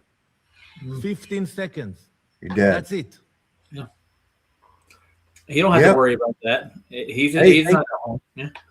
Well, think about this. Those people in Gaza, right? They didn't even have those warnings. Nope. They were dead. They didn't have cell phones and a network that told them that, hey, Israel's getting ready to fuck your whole neighborhood or your village up. Nope, none of that. I found that Jesse Waters thing. This guy. They've been doing that there and in Beirut for the longest time. So they airstrikes just constantly. Yep. Yeah. They're not going to last much longer. They can't logistically support this, and we can't logistically support them. Nope. I'm not doing it. We can't. Don't matter. Pump all the money into it that you want to. The reality is they can only produce so many of those missiles a month, like 4 or some shit. It might be able to boost it up to 6, but that's those 4 missiles go usually after one fucking missile. They've already proven that to be inadequate with these cluster munitions. The thing just busts apart into a whole bunch of fucking little bombs and blows up everything. I mean, their best bet would be to just, I'm sorry. And I don't think Iran's going to take I'm sorry or anything else like that. I think they mean what they say, that they're going to fucking totally take out Israel. That's my prediction. I mean, aren't they using how ironic, man, to get kicked out of your own fucking country. The number 110 turns out to be your own goddamn country. Well, you know where they're going to come to. You know where they're going to go. Is that Kennedy? I'm not sure. This is on the Fox News 5, and I ran across this, and I was like wanting to grab Jesse Waters through the screen and just beat the fucking hell out of him. I was like, "Are you shitting me? How can you be that fucking obtuse? How can you be that stupid?" His check is in the mail. That's why. Oh yeah, you know what? Oh, I got a good one right. It's Fox Force 5. Oh, can I just jump in for a second? Please, whatever. I mean, Jessica asked a question that a 5-year-old would ask. When is this thing going to be over? Stop it. Okay, that's not a serious contribution to the discussion about a war, Jessica. Okay? Oh. We knew what was the objective, and we're going about it in the Wait. I thought it wasn't a war. That's what I heard. I thought it was an action. It was an action or an excursion. A war would need congressional approval. Right. So how's this a war? Well, like if you don't know what the goal is, you weren't listening. Let me explain it to you this way. It started out with regime change and ending the nuclear program. There was never regime change. Yes, it was. He said today we already did a regime change because you got Ayatollah Jr. Stop You're hyperventilating. Relax. Let me explain the war to you. First off, why would Donald Trump lie about talking? Oh my God. Why would he lie about the shit that he's lied about already? My God. Why would he lie? Because he's put his foot in a big pile of shit and he don't want you to realize it? What the fuck are you talking about, bro? He lies every time he's talking. I know. Like this thing he made up about a present or a gift or whatever and shit. The big magical mystery box. And I'm like, oh my God. He's making that up as he goes along. He's like, yeah, I do too have a girlfriend. Oh yeah, prove it. Well, she goes to a different school. Do you have a picture? Yeah, and you look and it's some fucking picture cut out of a catalog or some shit. And you're like, oh man, come on, dude. That's a blow up doll in the bedroom. Yeah. Right, you know what I'm saying? We've all known that kid, right? We've all known that kid. What's up, Lowry? Hey, Mr. Lowry. Hey, I was just coming to bring that seasoned salt, Lowry seasoned salt to the fucking. Sorry, I hijacked your show the other night. I was no pretty much worries, on fire. We are at peak deception now, and it's peak complete stupidity. All of it is stagecraft. It's attempted deception, but a fucking kid can see through it. Yeah, well, I think that was the idea. If there's some sort of inversion of the reality that's scaling down back to like what would be normal, like observable reality. Right. I think it's being inverted. It's a slow enough process that a lot of the people can't. They need the slowest people in the crowd. You have to do it that slow, right? Right. So you've got a lot of people that are not NPCs but very, very slow, soul that actually have souls. You can't drop this whole thing on them at once. Well, and also you've got the pride factor kicking in on it too. Yes. The pride factor is going to be big, right? Because they've done a lot of this dancing around, and we were right. We got Trump, MAGA, MAGA, MAGA, you know, fuck you Democrats and liberal left and blah, blah, blah. And they haven't realized that it's not about that at all. They haven't realized that, you know, and now those that have realized and are still staying in the closet with it because they're going, oh man, we did get fucked, but I did mouth off pretty hard. I'm going to have to bring myself down low in front of people. You know, I don't want to do that. I have too much pride, you know. So you got people saying, I don't care if he rapes kids. It's not a deal breaker for me. Look at, you know. There is that. And like what you find is with a lot of people, Nicole, I'm broadcasting. What you find is like you're starting to see people's egos back down. Mm-hmm. In other words, like they were like, "Oh, I was wrong about this. I was wrong about this," right. And then and we're seeing it real time. You know, like all of us crazy fucking conspiracy theorists, which is just bullshit. We're just thinkers, right? You know, we're pattern recognition people, sages. Let's do this real quick, Lowry. Let me play this clip out, and then we'll go into a discussion on it. So I'm gonna back it up a little bit because I just can't believe the fucking shit that this guy said. Can I say something about their backdrop? They spent a lot of money on it, didn't they? Oh, I can tell you. First off, why would Donald Trump lie about talking? That's all he does is talk. I mean, you don't think he's talking? He's talking to everybody. He was talking to Maduro right before he pulled him out of bed. He talks to Putin. He talks to reporters who call him at 1 o'clock in the morning. You don't believe that he was talking to the Iranians? Come on. I didn't say that. Of course he's talking. And he bought a lot of time, 5 days, for the 82nd For the market Airborne. to have a good time. For the 82nd Airborne to get into theater. I mean, that is a crazy conspiracy And he fired the guy, Yeah. the woman who was going to be in charge of investigating it. Okay, Jessica. No one knows what you're talking about. Everyone does who pays attention. Everybody on Blue Sky. Come on, Jesse. Everybody knows he bought time to talk, to give peace a chance, but also get the Marines and the paratroopers in the region so we can secure the strait and possibly secure Clark Island. Now, if that happens over the weekend, and it's what most people would consider a major military victory, what is the Democrat complaint going to be then? The strait's too open? Like, you should have done this last week? I mean, we sustained a couple casualties. You know, this is war. There's going to be problems. It's not going to go according to plan. But to say the guy's lying about peace talks 3 weeks into the operation, and you're the CIA director, former, I mean, that's either the guy has TDS or it's a PSYOP to undermine the commander-in-chief and spew foreign propaganda on American television. You nailed it, though.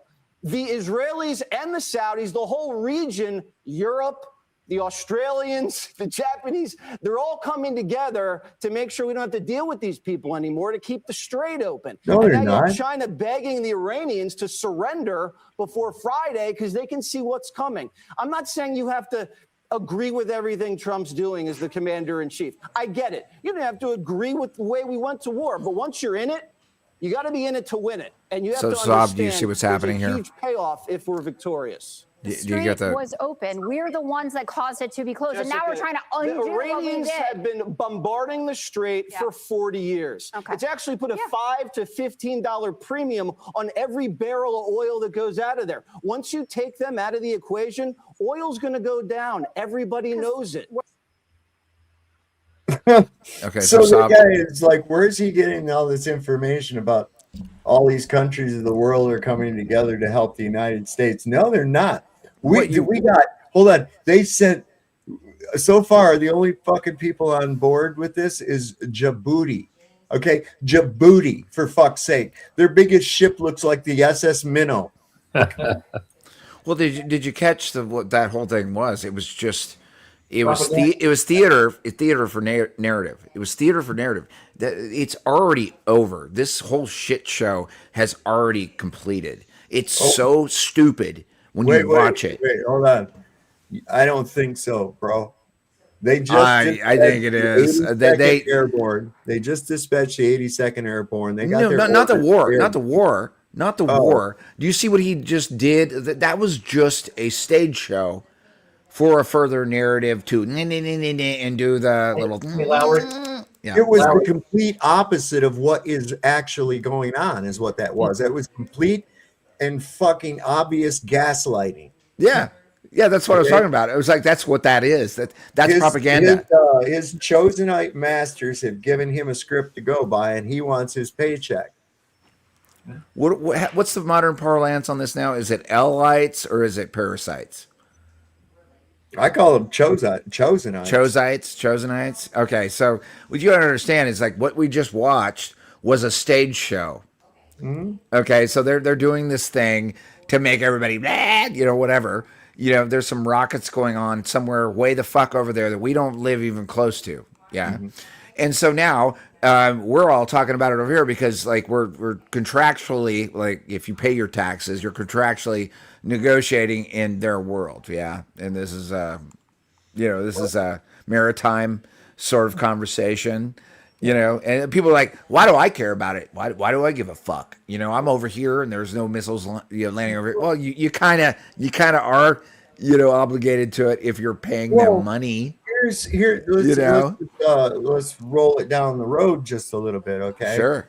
So we send in those 5,000 Marines, right? And we send in another 2,000 or more 82nd Airborne. That's going to incorporate Delta Force, Green Berets, and Rangers as well. So just so everybody knows that these are highly trained units.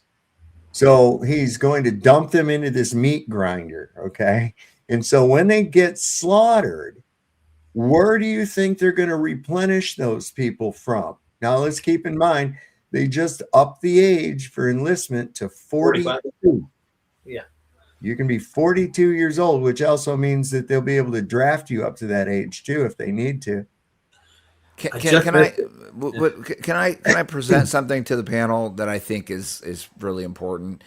The operative term is the coalescing of the consciousness. In other words, everyone's now figured out that there's fucking baby rapers out there. That those are the people that we give money to. This is all about. This is what this is all about. Is to distract everybody from the fact that this motherfucker is a child molester and a criminal. A criminal. Well, not just that. Not just that. But people. He's a fucking fraud. You know his whole family's banned from doing any kind of fucking charity work in New York because they stole money from a child cancer fund. They always stole, Sav. They always have been stealing. This is all this is Cain and Abel shit.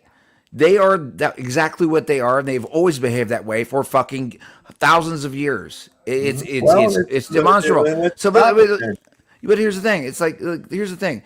Recognize it. Don't make the handshake with this shit. It's over. Their shit is over. They're now scrambling all the way over they're telling lies for lies for lies. I'm laughing at this point. Why don't we grab a hold of this motherfucker before they get a bunch of our goddamn kids killed? I think that would be advisable. Sure. Okay, good idea. I'm not fucking around. I'm not kidding. It is time for torches and pitchforks, people. Yeah, I get you. Can I run something past you right quick, guys? Now think about this. What they were basically setting up is like they want to do economic pressure on the rest of the world stage, so everybody joins in with the coup here on against Iran, right? So they want to, like all these oil refineries that are blowing up, all the little, it's all part of it. So and even to get American public on the side of the Iran war too, they want to if it'll lower, like you say, it'll lower gas prices because Iran's a tyrant when it comes to their cargo when they ship it out. They're putting tariffs on. Yeah. No, they aren't. Yeah, no, I know. But that's what he's trying to make a case for. That's what they're trying to do. That's the whole thing. Nobody's buying it. They already see what this is. That's why he's down to such a low approval rating, 30-something%. Well, I heard it was 100% today on CNN. Well, yeah, if you poll a trailer park in fucking Alabama, I'm sure that's what you'll get, 100% or so. But don't you guys see? Don't you guys see it now? I mean, it's literally just a shit show for the lowest common denominator. That's what these stories are for now. They're telling stories on a screen that everyone's watching. It's the lowest common denominator they're going for because it's all they got left. All they have left is to speak to the last of the NPCs or the last of the people that don't understand propaganda. They don't understand like actually what's going on in the world. This is an old war. It's been going on for ages and probably will go on for ages in this realm. It really hasn't been. It really hasn't been. It really hasn't been. Not for ages. You know when all this violence. Well, I mean, I say ages. I say ages. You really want to know when it started? You want to know when it really fucking started? It first started with British colonialism in the Middle East. Okay, and that can be traced right back through to Sir Lawrence of Arabia. You know, and that whole thing getting BP oil in there. All right, that's one. That's one. And the primary cause of violence in the Middle East is the illegal state of Israel. Yeah, we were all clear on that. Okay. Yeah, that's no, absolutely this hasn't clear on that. Happened like that for years and years and years, only under the fucking problem with Israel and the fact that we are controlled by Israel and have been since at least 1963. That's not even. Go ahead, Roger. Yeah, I was gonna say all the like Saudi Arabia, let's say Iran, Iraq. They weren't at odds with each other over the oil. Nobody else was like fighting over that. They weren't. They never have really. Israel's been stirring the pot forever since they've been a nation. That's what they're there for. Now the House of Saud, those are crypto Chosenites. They're part of the same fucking cabal. And they pretend to be at odds religiously and this, that, and the other, and there's shaky peace and shit between them. No, because you watch whatever Israel wants, Saudi gets. Saudi doesn't. That's fuck. It's every time. What you have, straight up, is the means of exchange was usurped by the Chosenites, if you want to call them that, the Elites. I call them parasites. They usurped our exchange of doing business. In other words, like you want to get get some food. They usurped it and usuried it. That's the whole thing in 1913. And that's what Israel is. Israel is the embodiment of a parasite.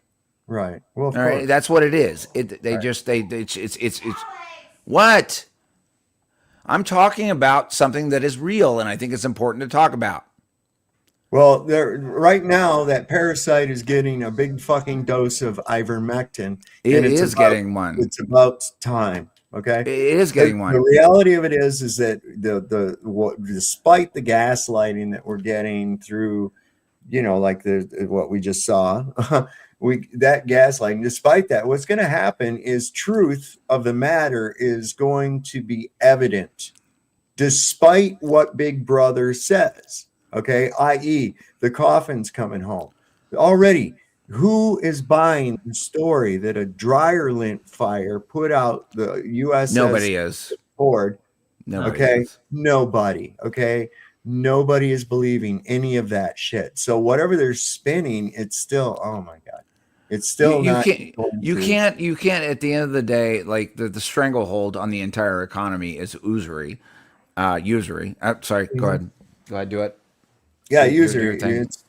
I'm gonna pop off because I'm gonna go fucking rant on this and just like you guys keep going. Love you guys. Bye. Good to see you, Larry. Hey, Larry. Cheers. Okay, I got 3 really big breaking stories here, but let's just talk about the elephant in the room. Anytime our politicians, like Speaker Mike Johnson, is on national TV right now holding a press conference saying, yep, we're just getting ready to wrap up this war. You got President Trump on every media outlet yesterday telling us that he's negotiating that. Actually, Iran, they came to the negotiating table. They sent him a gift. He's got this big, beautiful gift. It's bigger than better. It's super expensive.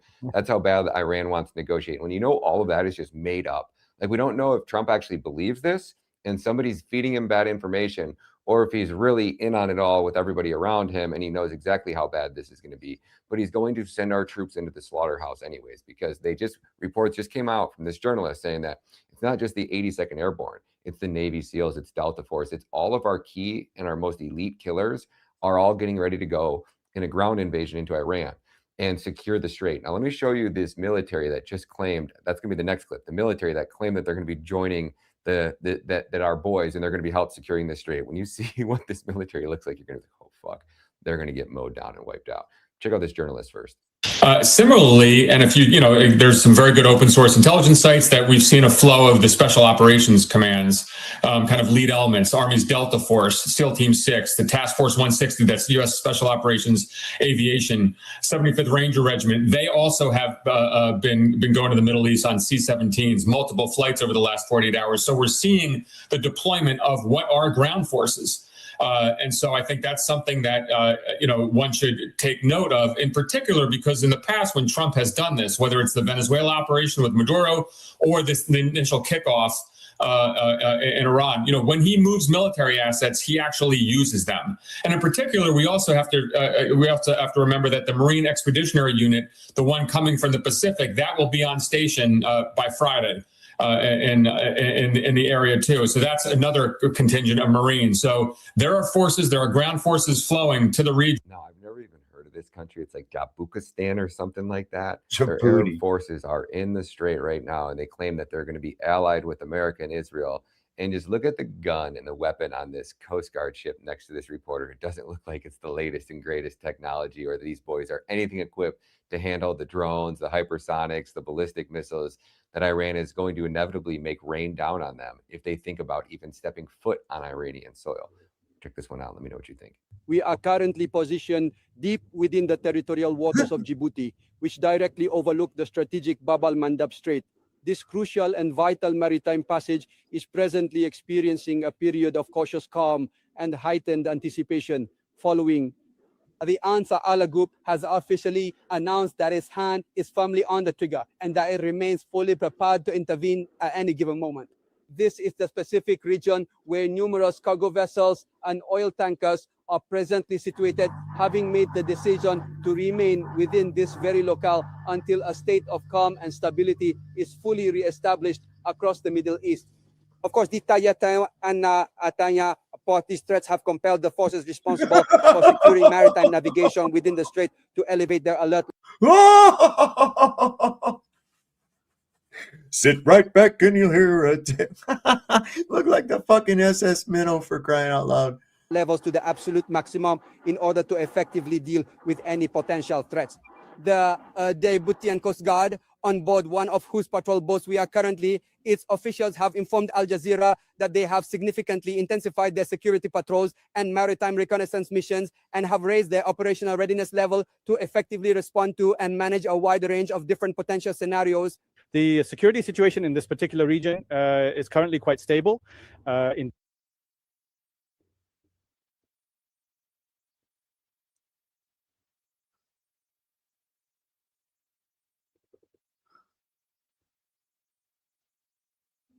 Indeed, it has remained stable up to this very moment, and we have not observed any isolated incidents. I'm sorry, I was muted. See this shit up here on his hat and everything? It's like they just now created this.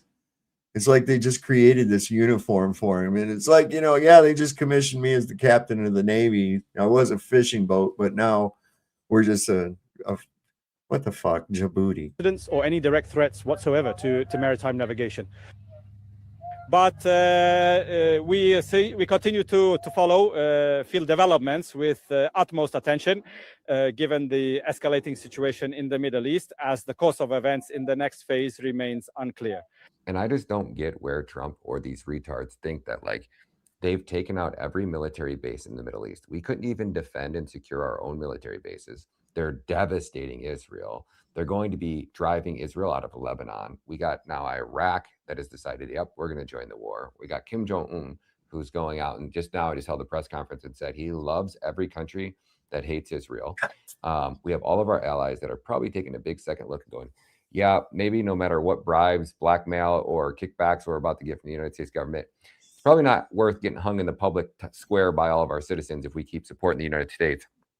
Eventually, something seems like it has to break. I don't think it's going to break in our favor this time, unfortunately. Let me know what you guys think down in the comments.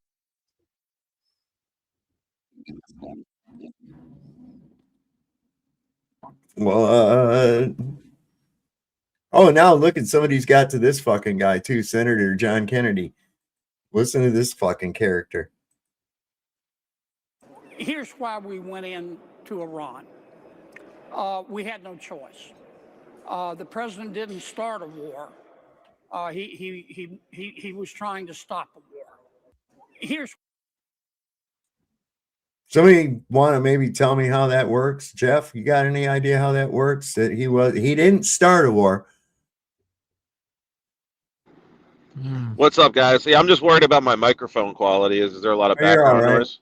Sounds all right. I'm good right now. Yeah. Yeah, I couldn't hear what Kennedy just said, actually. Yeah, it's kind of a hard. He said that President Trump didn't start a war. He actually was trying to stop a war. Oh, that's how you do it? Yeah. That's like saying peace through Jewish, war. It's Jewish projection. Yo, guys, the sky just lit up green in front of me. The sky is lighting up green and blue in front of me. Where are you at, bro? Turn on your camera. I'm in New Jersey. It'll be on my dash camera. Yeah, something literally just lit the sky up a bluish green color. It's gone now, but it's on my dash camera. I'll upload that later. It's Iranian factions of the fucking Boy Scouts. And they're Yeah, have you seen the meteorites, or what they call meteorites when they come through? Like a bluish green, like a flash like that. Don't you love being a flat earther because it just makes the world more understandable? Marty, it's the Libyans. It's the Libyans. Yeah, remember we used to be afraid of them too. Muammar Gaddafi. We were scared of Muammar. Yeah. Muammar Gaddafi. I like. And we're flooded with the imagery, right, in movies too, in games. As a kid growing up, language they speak in all that Hawking language and shooting at poor American troops who are doing nothing more than trying to invade their land and steal their resources. God damn it. Yeah. Yeah. How dare those fucking bastards do such a thing? Yeah. Right, the indecency. Yes or no? Do you agree with Trump that this war is won? I agree that we have devastated Wait, no, do you their agree that military. we've won? He said we've won. Yes or no? It's not a hard question. No, if you consider a condition of winning destroying their military capabilities, their missile capabilities. We haven't. Wait. If that's true, why can't the Strait of Hormuz be opened if their military is destroyed? Wait, I want to hear. Hold on one second. If it is true that we have won, why are we sending the 82nd Airborne? Thank you. To be prepared for what happens next. If you exit this with an Iran that has a defanged as it relates to missiles, as it relates to an aggressive navy, you take away their ability to make nuclear weapons, and you leave the remnant here unwilling to be a supporter of terrorism, that is an unequivocal win for the United States. I want to show you the very careful wording Scott is using here. He's saying if that happens, which means that he disagrees with Trump's statement that it already has happened. The reality is what the president is saying is incongruent with what's happening on the ground, and that's the scary part here. One day we've won, the next day there's negotiations, the next day we've won again, but there's the actual on-the-ground reality that we are mobilizing thousands of troops to the Middle East. We are asking for $200 billion for this war, and I don't know, what are we getting for this? 86-year-old Khamenei was replaced with his 30-year younger son who's more radical, more extreme, is purging moderates. Can anyone tell me what we've gotten for this? Young guy schooled him, bro. Hard. Schooled him hard, man. Checks in the mail. Yeah. Yeah. What's this guy? Jewish leader Levi Shapiro. Come on, that's not a Jewish name. Acting visibly distraught in the wake of an ambulance arson. Yeah, why do they have their own ambulances? What's up with that? I want one of my own. I mean, here in New Jersey, the Orthodox and Hasidic communities have their own AMBOs and their own police force. Yeah, I know that. And they because Tyler Oliveira kind of taught the world that, but we've kind of known about it here forever. And Yeah, they govern themselves. Yeah, they're outside like a separate community from the rest of the world. They do not That's what they had assimilate. their name at DC. No, let's look at all right. So here's the reality of that. Like when they were allowed to live someplace, usually, like, well, let's take for instance, Germany, right back in the 1700s, 60, in that area. Okay, they had to live in what was known as the Jewish ghetto, the Juden ghetto. Now, the one in Frankfurt is right over across the river, and it's now all those houses and places are mostly all bars and restaurants and shit. So it's kind of cool, really. Old cobblestone streets. But the reality of it was that all Jews were to be inside the gates of the ghetto by a certain time, like 9 p.m. And then they locked the gates. And outside of the ghetto was patrolled by soldiers. Now, any Jews that were caught outside of the gates, now keep in mind, this was the 1700s. This is only one city where this was like that. It was like this in London, too. Any of them that were caught outside the gates past that time were arrested and put in jail.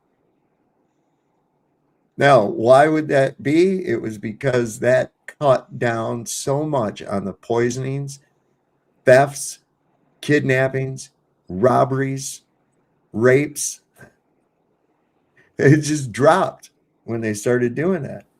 You mean they didn't have any black people to blame? No. Well, and look at the contrast though from then to now, dude. Like they got the biggest, like they're bigger than the CIA, right? Like supposedly they are the CIA. What are you talking about? They are the CIA. Well, it could be argued, yeah. But yeah, look at how 200 years, 250 years. Well, let's go back to 1492. Let's go back to when they first came here. 1492, Spain expelled the Jews. Columbus left out of there and brought like 3,000 of them fuckers over here with him. Yeah, it's crazy. It's always been. Like I feel like do you think it's we're like we as American like the real culture, the real citizens and people that like live here, like you do you think we're at a disadvantage because of the software and the AI like belongs to these motherfuckers? Like everything we do, like you know, I think that's the only part that worries me a little bit. Is you don't have to be worried. It's all run by them. Yeah. It was called the Alhambra Decree, forcing all Jews to convert to Catholicism or leave the country by July 31st, 1492, aimed at enforcing religious uniformity and preventing contamination of Jewish converts. The decree forced tens of thousands of Jews to abandon their homes and property. But it says that's what it's called. Columbus set sail 3 days later. Yep. So unless you're a coincidence theorist. No, yeah, not that. Not that. It says that the decree remained in effect until it was formally revoked in 1968. They fucked up in 1968. I wonder where these deeds go to, like the papal bull, like the land, the deeds, like the original. You know what I mean? Like where do they re-sign these contracts like every 400 or 500 years or something? And they just write the words in perpetuity on it and then sprinkle it with magic fairy dust, and there you are. Oh yeah. He should bedazzle those that magic braids. fairy. I was thinking that. I was thinking maybe he'd let my hair do that. That'd be all right. Tragic news on Monday morning. What's the reaction been amongst the Jewish community in London? Thank you so much. Good morning, Miriam and Andrew. It's sad to be back again talking about another attack on the community. And unfortunately, you can imagine the mood in the community is very sad at the moment. I had yesterday a elderly Holocaust survivor in the community phoning me, crying on the phone to me, asking me. Okay, listen, man. Shouldn't elderly, we're talking about fucking brittly mummified right now. Holocaust survivor in 2026. How old do they have to be? He's 126 years old. I don't know. Jesus Christ. Come on, man. These people. Minimum 85 years old. They were a child in the Holocaust. Yeah. Minimum. So you probably don't remember nothing about what was going on. They just got to go for a train ride to camp. Britain, the tolerant Britain who remembers. This is the scenes from the 1940s in Auschwitz-Birkenau. Jewish people being violently attacked, and these are obviously keeping him awake at night. And this is happening now on his doorstep here in London. And you can imagine the feeling across the wider community. So that's a very serious problem. So I have a solution to that, though. Here's the thing, right? Is that a final one? Well, kinda. Since you got promised that land 3,000 years ago and shit, right? Oh, go there, right? That's your refuge. Go there to Israel right now. Yeah. Help fight to keep Israel. Go there in large groups and close together, clumped up groups of people. Okay, big, huge, clumped up groups of people. Because after all, there is strength in numbers, right? So that's what you want to do. All right, that's there's nothing an interpretive dance can't fix. That's right. Get up on them chairs and hold the guy up there. River dance. Yeah. It's crazy how they could be in Palestine. They could be in Palestine, but they choose to live in Brooklyn and Lakewood. Yeah, right. They in the dining district. Half of them underground, right?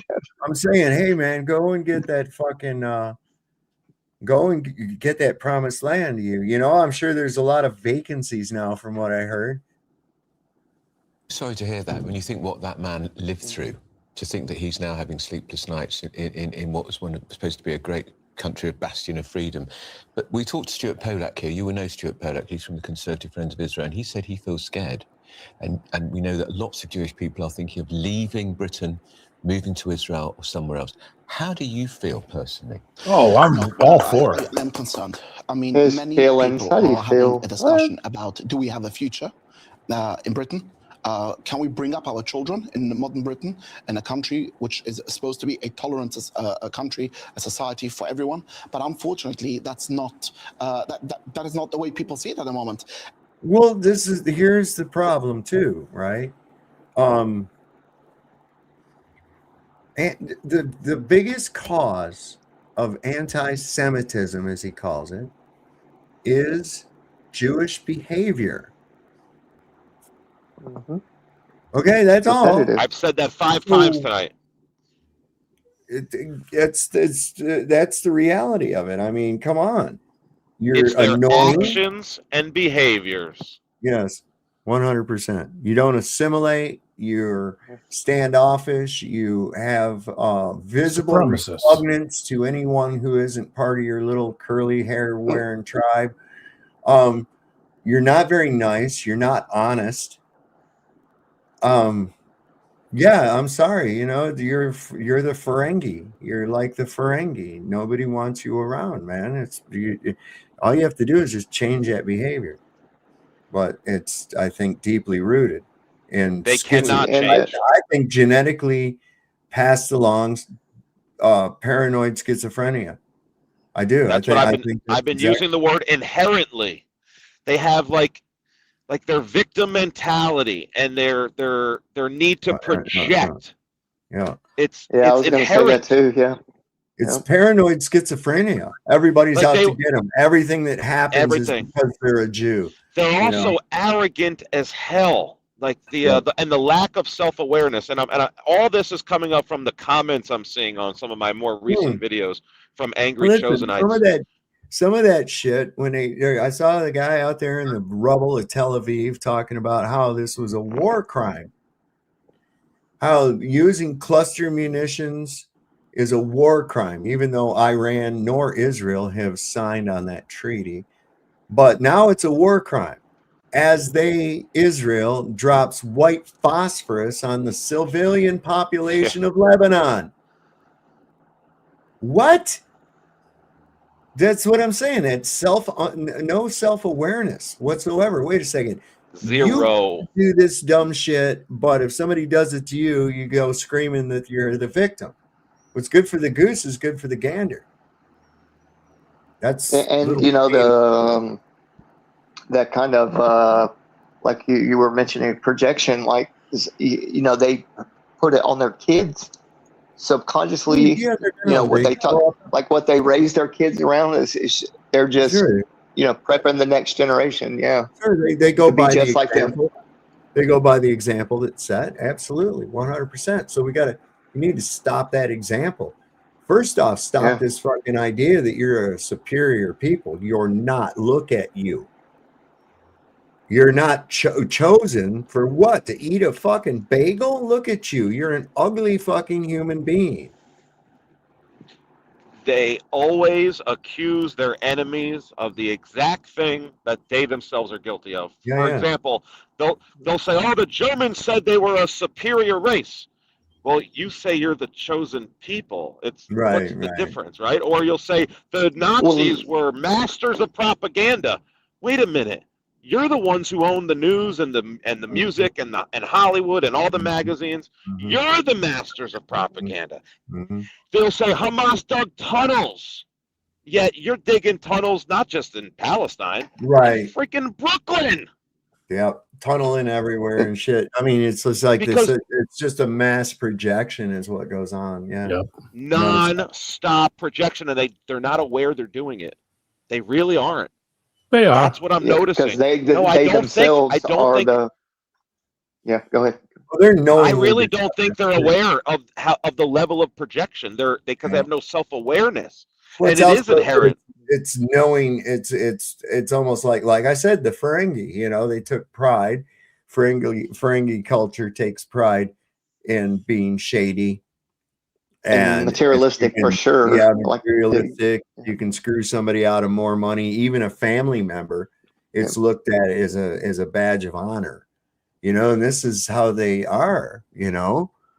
They breed that in their culture. That's why I wonder if Roddenberry really wasn't out there trying to tell us something with those creatures, you know, or at least the writers of Deep Space Nine. Roddenberry, I think he was a kitty diddler too. I really do. There's some shit that he was talking about little girl panties, and that's where there's a major disconnect as far as like a conversation with trying to, you know, speak. It's almost like you're separated by miles and miles trying to whisper. You know what I mean? Like they just don't understand what we're saying. We don't understand. You know, we see it, and the moral high ground would be us, right? Trying to make sense of this evil, this demonic shit, right? And they know that they're like poking the bear with, you know, attacking people's savior, Jesus Christ. You know what I mean? No, they're trying to kill this country. They're trying to kill us. That's what they're trying to do. And with what we stand for, right? Yeah. They see that nobody's biting it. They see nobody's taking a bite out of it now, and they're like, okay, shut it down. So they're trying to kill this place, is what they're trying to do. And they're gonna go like screaming rats. So they're gonna try everything that they possibly can, and just like cornered rats, they're gonna enact with rage and violence. You'll see, it's already happening. And on that point, so what's their? Oh my God! Just to be strategic. RG, I'm trying to play the video, bro. Yeah, you're good. You're good. Go ahead. There needs to be a political consensus, a cross-party political consensus to tackle the rise in anti-Semitism. There needs to be a strategic political cross-party consensus with a action plan to eradicate anti-Semitism. And what would be in that action plan? What practical things? In other words, you have to make laws to force people to like us. Yeah. That's what they're saying. We want you to make it laws that make people have to like us. Even if they don't like us, they have to pretend that they like us, or else they go to jail. Yeah. How many countries? That's master manipulator right there. Yeah. How many countries is it illegal to deny the holly? Oh shit, a bunch of them, man. Canada, Germany. Is there any other example of any other thing that you're not, like a thought crime, right? You're not allowed to deny. Look, that guy with the chat GPT, he said repeat after me, and he said, you know, France destroyed. It says France destroyed. He says Iran destroyed. It goes Iran destroyed. He goes USA destroyed. It's repeated USA destroyed. He goes Israel destroyed, and he goes, I'm not allowed to engage in hate speech. Yeah. What? Chat GPT is, and I use it their technology. every day. Yep. it is their technology, and they have programmed it to always defend and take the side of Jews. It is so apparent to me every time I use it. Same here, bro. I don't use it. Good governments and political I parties do use it implement for a to lot. reduce I got to admit. anti-Semitism. There is a range of different policies they can implement, and some of them there are certain issues they can actually address today. For example, prescribing the IRCG, banning the hate marches every Saturday in central London. The terminology of globalizing the Intifada is a call for murder of Jewish people. That needs to become a criminal offense. Would you go anywhere near central London on a Saturday afternoon if one of those marches was taking place? Would you feel safe? No. I don't think Jewish people, visibly Jewish people, would feel safe. And have you? I haven't been there. No, because Are you aware of more personal abuse against you in the last year, or particularly since the October 7th attack, Hamas attack? Absolutely, it's been a significant rise in anti-Semitism in the community, and what is more interesting is, and people don't often talk about this, is that this is not anti-Semitism posts on social media, attacking Jewish people. This is violent anti-Semitism. This is really, really important to understand that there's a change in the pattern on anti-Semitism, which has now become violently attacking Jewish people. Levi, stay safe. Thank you so much. And your community, stay safe. Thank you so much for joining us. Well, coming up on Britain's No, people don't hate them because I mean, people are going to hate you no matter what. No matter what you could be wearing the wrong sneakers and people will hate you. Doesn't really matter. But that's not the whole point I was trying to get to. But I was trying to get to is that your actions is what's pissing people off. Your belief system is what's pissing people off because people now see that you're the supremacist. You're the one that's projecting. You're the one that's starting the shit. You're the one that's dragging everybody that's friends with you down. And people are starting to see it. People don't want nothing to do with it. So it's your right of association. I have the right to say you suck and I don't even want to be anywhere near you and get the fuck away from me. And that's exactly what people are doing. They're saying no more of this shit. I don't want these people around me. I don't want nothing to do with your screw. I peel the mail. I peel the news every day.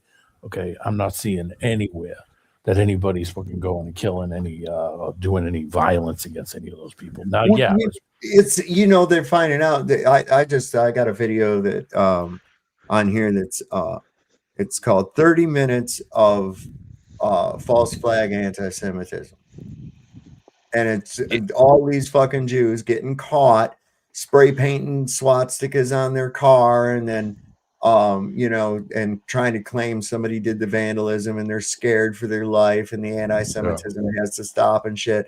And then there's a Ring door camera that shows them doing it themselves, getting caught doing the shit themselves and, trying to scream anti-Semitism.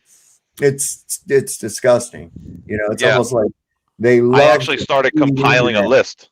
I started compiling the list of all the events so that whenever I'm in an argument, copy and paste. I go, look at how many times the Jews pretend that they're the victims.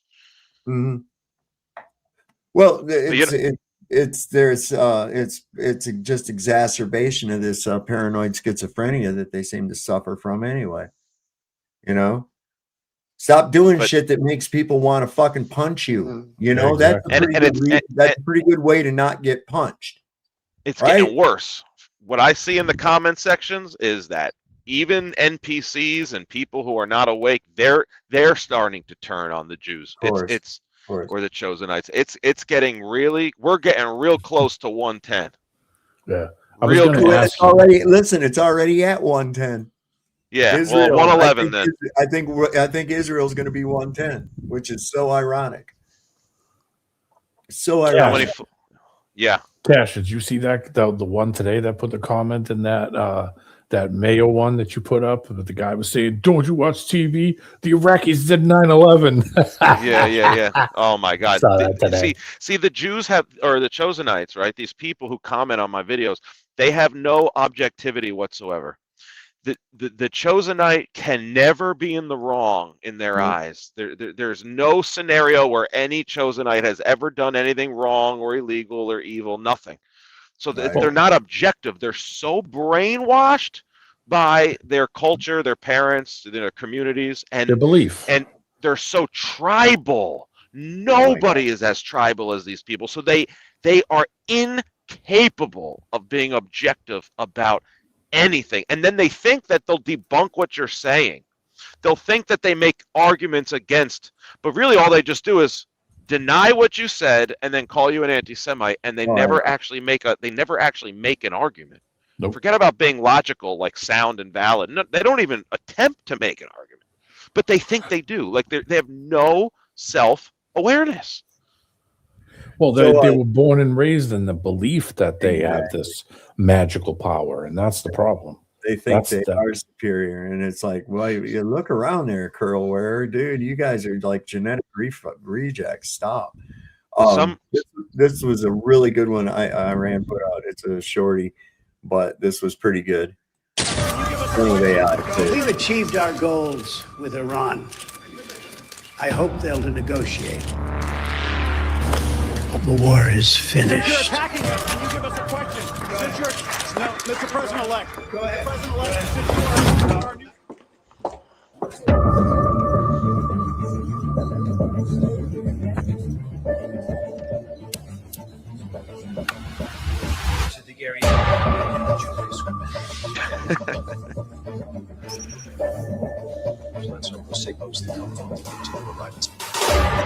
We have to strike. What's your plan? Iran must be divided.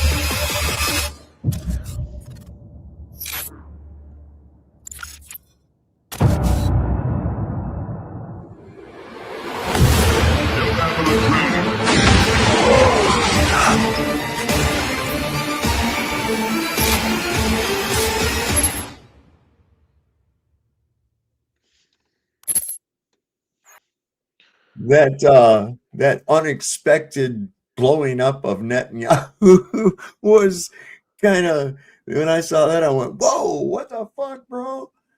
They took that motherfucker out in that thing, man. And here they're crying in Israel. They say they're exhausted, tired, and running out of shelters. They had the mayor of some town coming on crying in that Hucking language. Did you see this? Lots of loogie hucking. Oh, man. They got to get a filter to keep that from hitting the fucking lens. גמרתם את קריית שמונה, גמרתם את יישובי הגדר, גמרתם הכל! בלתי אפשרי כבר. כמה סיבובים? אנחנו נלחמים על הבית. אנחנו עושים... You know how many rounds of missiles is this? I think that was 80 you got today. Round number 80. כל מה שאנחנו יכולים פה. אבל אין פה מדינה אחריך. בשביל להצליח אתה צריך מדינה. אי אפשר לבד. גמרתם את קריית שמונה, גמרתם את יישובי הגדר, גמרתם הכל. מה אתם עושים, ריבונו של עולם? מה אתם עושים? What are you doing, או שתגידו שאתם God? לא מסוגלים לטפל באירוע הזה ותשחררו אותנו. Did he actually ask, what are you doing, God? Oh my או שתעשו מה שצריך כבר, ריבונו של עולם. טבחתי את נשמתי בכל מקום, שרק היה אפשר. שאנחנו נגיע ויהרגו בנו ויפגעו בנו. קום חתונה, הלוויה. גמרתם את קריית שמונה. It's terrible. I don't want to see anybody die. But Well, we'll get to you with that about that here as soon as we get done making these funny TikTok videos about how you guys are crying about getting bombed and shit. Remember, you know, you guys did for the Gazans. You remember? Yeah. So, You guys forget that? so I want to mention something. Amos 5:26-27. Ye took up the tabernacle of Moloch and the star of your god Remphan, figures ye which ye made to worship them. I'll carry you away from Babylon. Acts 7:43, actually.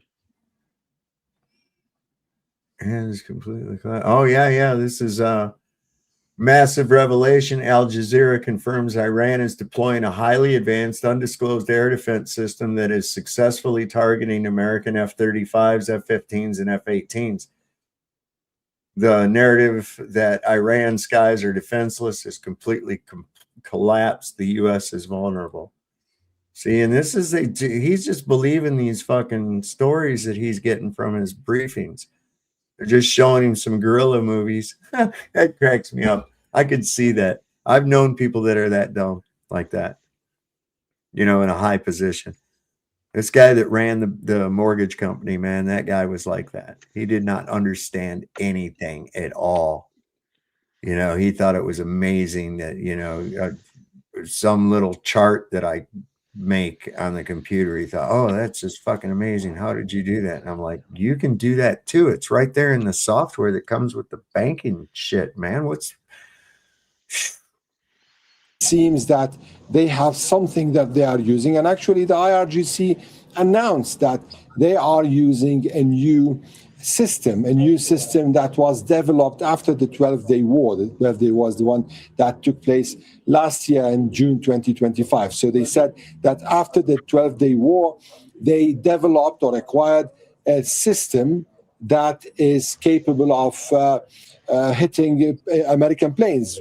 We saw the F-35. Actually, there was reports from both sides. The Iranians said that they targeted it, and the American side said that it was targeted, and the pilot survived. However, he had to go through treatment.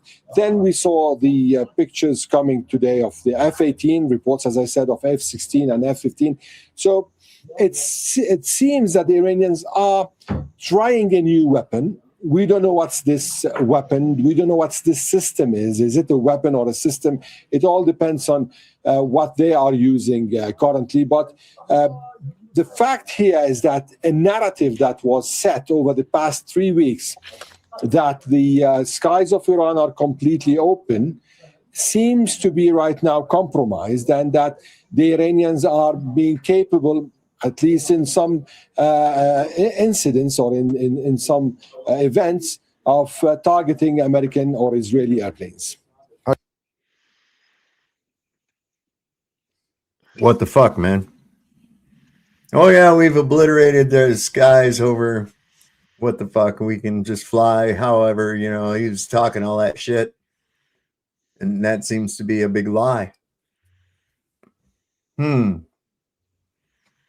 I don't think anybody believes him anymore.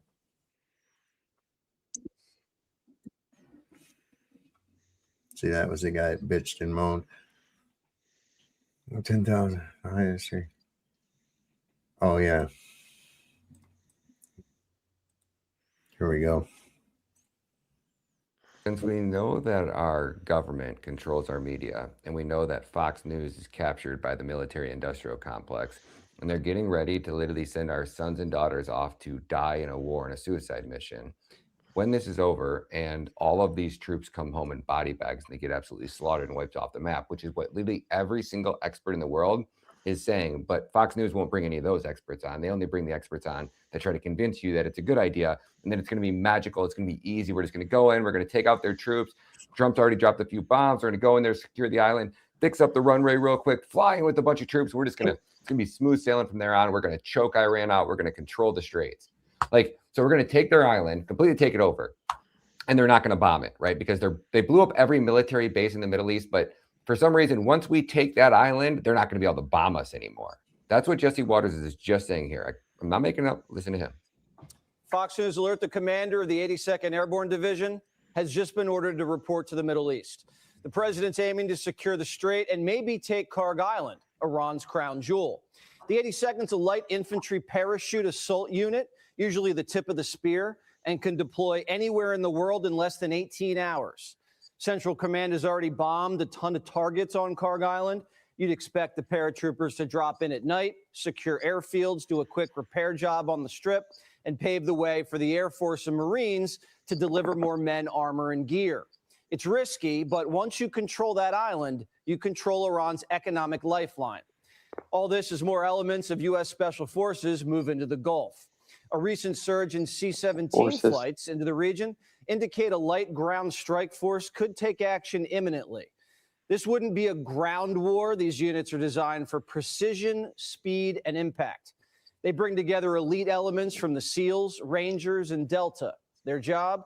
Execute the most dangerous and sophisticated missions in the world, like dismantling Don't forget they got networks and 183 eliminating high-value targets. These special operators do it with minimal footprint and maximum effect. If there's a decisive blow to strike, these are the men to do it. Did you understand what Jesse just said there? So it's not just the 82nd Airborne. It's going to be the 82nd Airborne, the Navy SEALs, Delta Forces, the most elite soldiers in our entire military. Trump's rounded up them It's all theater, bro. all of them. And he's going to send them They're all trying to on a posture. suicide mission. Shut up, Almost certain RG. guaranteed death. So Hey, what does our bro, country watch your look fucking like mouth when you talk to me, when our dude. enemies know that about 10,000 of the most elite? Do you think people can hear what's going on there while you're blabbing? RG? And bro, you're not gonna make an example out of me, bro. Please don't do that. I will. I mean, Okay. I can't believe I have to actually tell you to not talk over the fucking You don't. video. You don't. Then why do you do it?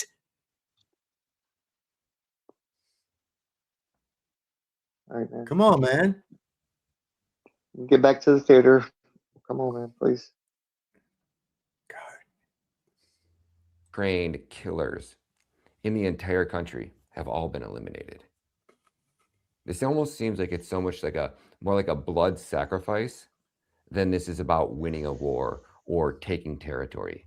Now, I would let Jesse continue because he's going to bring on some Kellogg general to tell you that he's in favor of sending boots on the ground. So these are the people that we should be charging along with all of our generals with the war crimes that we will be charging them with after our sons and daughters. When you slaughter 10,000 of our troops and they all come home in body bags after every single expert in the world was telling you not to do that, and then you use your media influence to try to convince the rest of Americans that are still asleep that they should send their children off to die, and there's some holy or righteous act here by the United States to go liberate Iran. It's not the case. Everything you've told us about this was a war was a lie, including the reason you got into the war, which makes it a war crime. It makes it a legal act because you didn't have the authorization of Congress to get into this war. So I'll let Scott Ritter explain how fucked our troops are going to be. One of those 1,000 points was a girls' school that should never have been struck. Yeah, I know. We struck hospitals, the whole thing. This is the most criminally minded war plan in the history of war plans. Is it criminal or stupid or both? Criminal. No, it's first of all, when you're the Secretary of Defense and you're required by we have a law of warfare act. If you violate the Geneva Conventions grossly, there's a death penalty. Yeah. We have a manual of the manual of the law warfare manual. Mm-hmm. We had a directive from 2023 that created a unit that screened targets to make sure we didn't hit civilians. Hegseth came in and said, I'm doing away with all the rules. I'm disbanding that unit. We're going to disregard the law of warfare manual. We want increased lethality. And so when he said we're going to put 1,000 bombs on 1,000 targets a day, he was saying, I don't care what you kill. We kill things and break things, he said. That's what we do. There was intent, criminal intent from the very start. So this was criminal and incompetent. What I don't understand is why the JCS didn't resign en masse. This is a leadership failure on the part of the most senior military officers. And now they're in a situation where they're going to have to try and do something they know they can't do. If we send Marines across the beach and they die, people need to go to jail. If we send the 82nd Airborne in with the Rangers and they die, and they will die, we will not win this fight. The Iranians have been preparing for this fight for 20 years. Yeah. We're making it up as we go along. He ain't wrong. He ain't wrong. That guy It's knows like what Trump- he's talking about. Yeah, it's like Trump was put in office by the Chosens specifically to lead the downfall of America. And we're not supposed to win this war. Like, it's almost Trump wants to lose this war because this is the downfall of America that leads to the rise of the one world government. Do you think perhaps maybe this, knowing that this is going to end in like destruction of Israel, that's more perhaps like a reboot of Theodore Herzl's concept to increase the suffering of the Jew? You know what I'm saying? Oh, those poor people, they've been displaced from their homeland that was promised to them. Blah, blah, blah, blah, blah. Won't you please take us in? You know, that kind of thing. And they start taking over everything, come home from work one day and they're living in your house and tell you don't live there no more. You know, that's how they do, man. It ain't right. I gotta. I think about Albert Pike's letter, and how the Third World War is going to play out. I think about that a lot, where they say they're going to destroy Christianity and atheism at the same time. I think that it's going to turn around and see, Christianity is not what people think it is. I don't think, they all think it's about Jesus and everything, and it's really not. It's a death cult. It has, very little anymore to do with the teachings of Jesus. And I think a big part of that is, first off, Paul. Okay. You got to get rid of Paul. Paul's an asshole. Okay. I don't trust Paul. Not one bit. Because things that he says kind of really contradict what Jesus was talking about. Really did. He didn't come here to give you a fucking religion, man. He came here to free you from religion. And the first thing you all did was fuck up and make a goddamn religion out of it. See, that's missed the fucking point completely. Missed the point 100% completely. Yeah, that guy Aaron Russo, man, he had a lot to say early on as well about the 7 wars. Starting with like Libya and so on and so forth. And then in '92, there was a guy, Philip K. Dick. He had a lot to say about how it unfolded as well. Very similar to what we're watching. Well, they're going to try to debunk creationism. Let's just call it that, not Christianity. They're going to try to debunk creationism and also debunk atheism at the same time. And how are they going to be able to accomplish that? Well, with their fake alien invasion. And then they're going to say that we have an alien creator, right? An alien came to Earth, fucked a monkey, and created humans. Something along those lines. The Anunnaki Jew lizards from Nibiru. Yeah. Everybody knows that because that was his name, Stitchins or whatever. Stitchins. Fuck Zachariah that guy. Sitchin, Yeah, Zachariah Stitchins. I don't know what he did.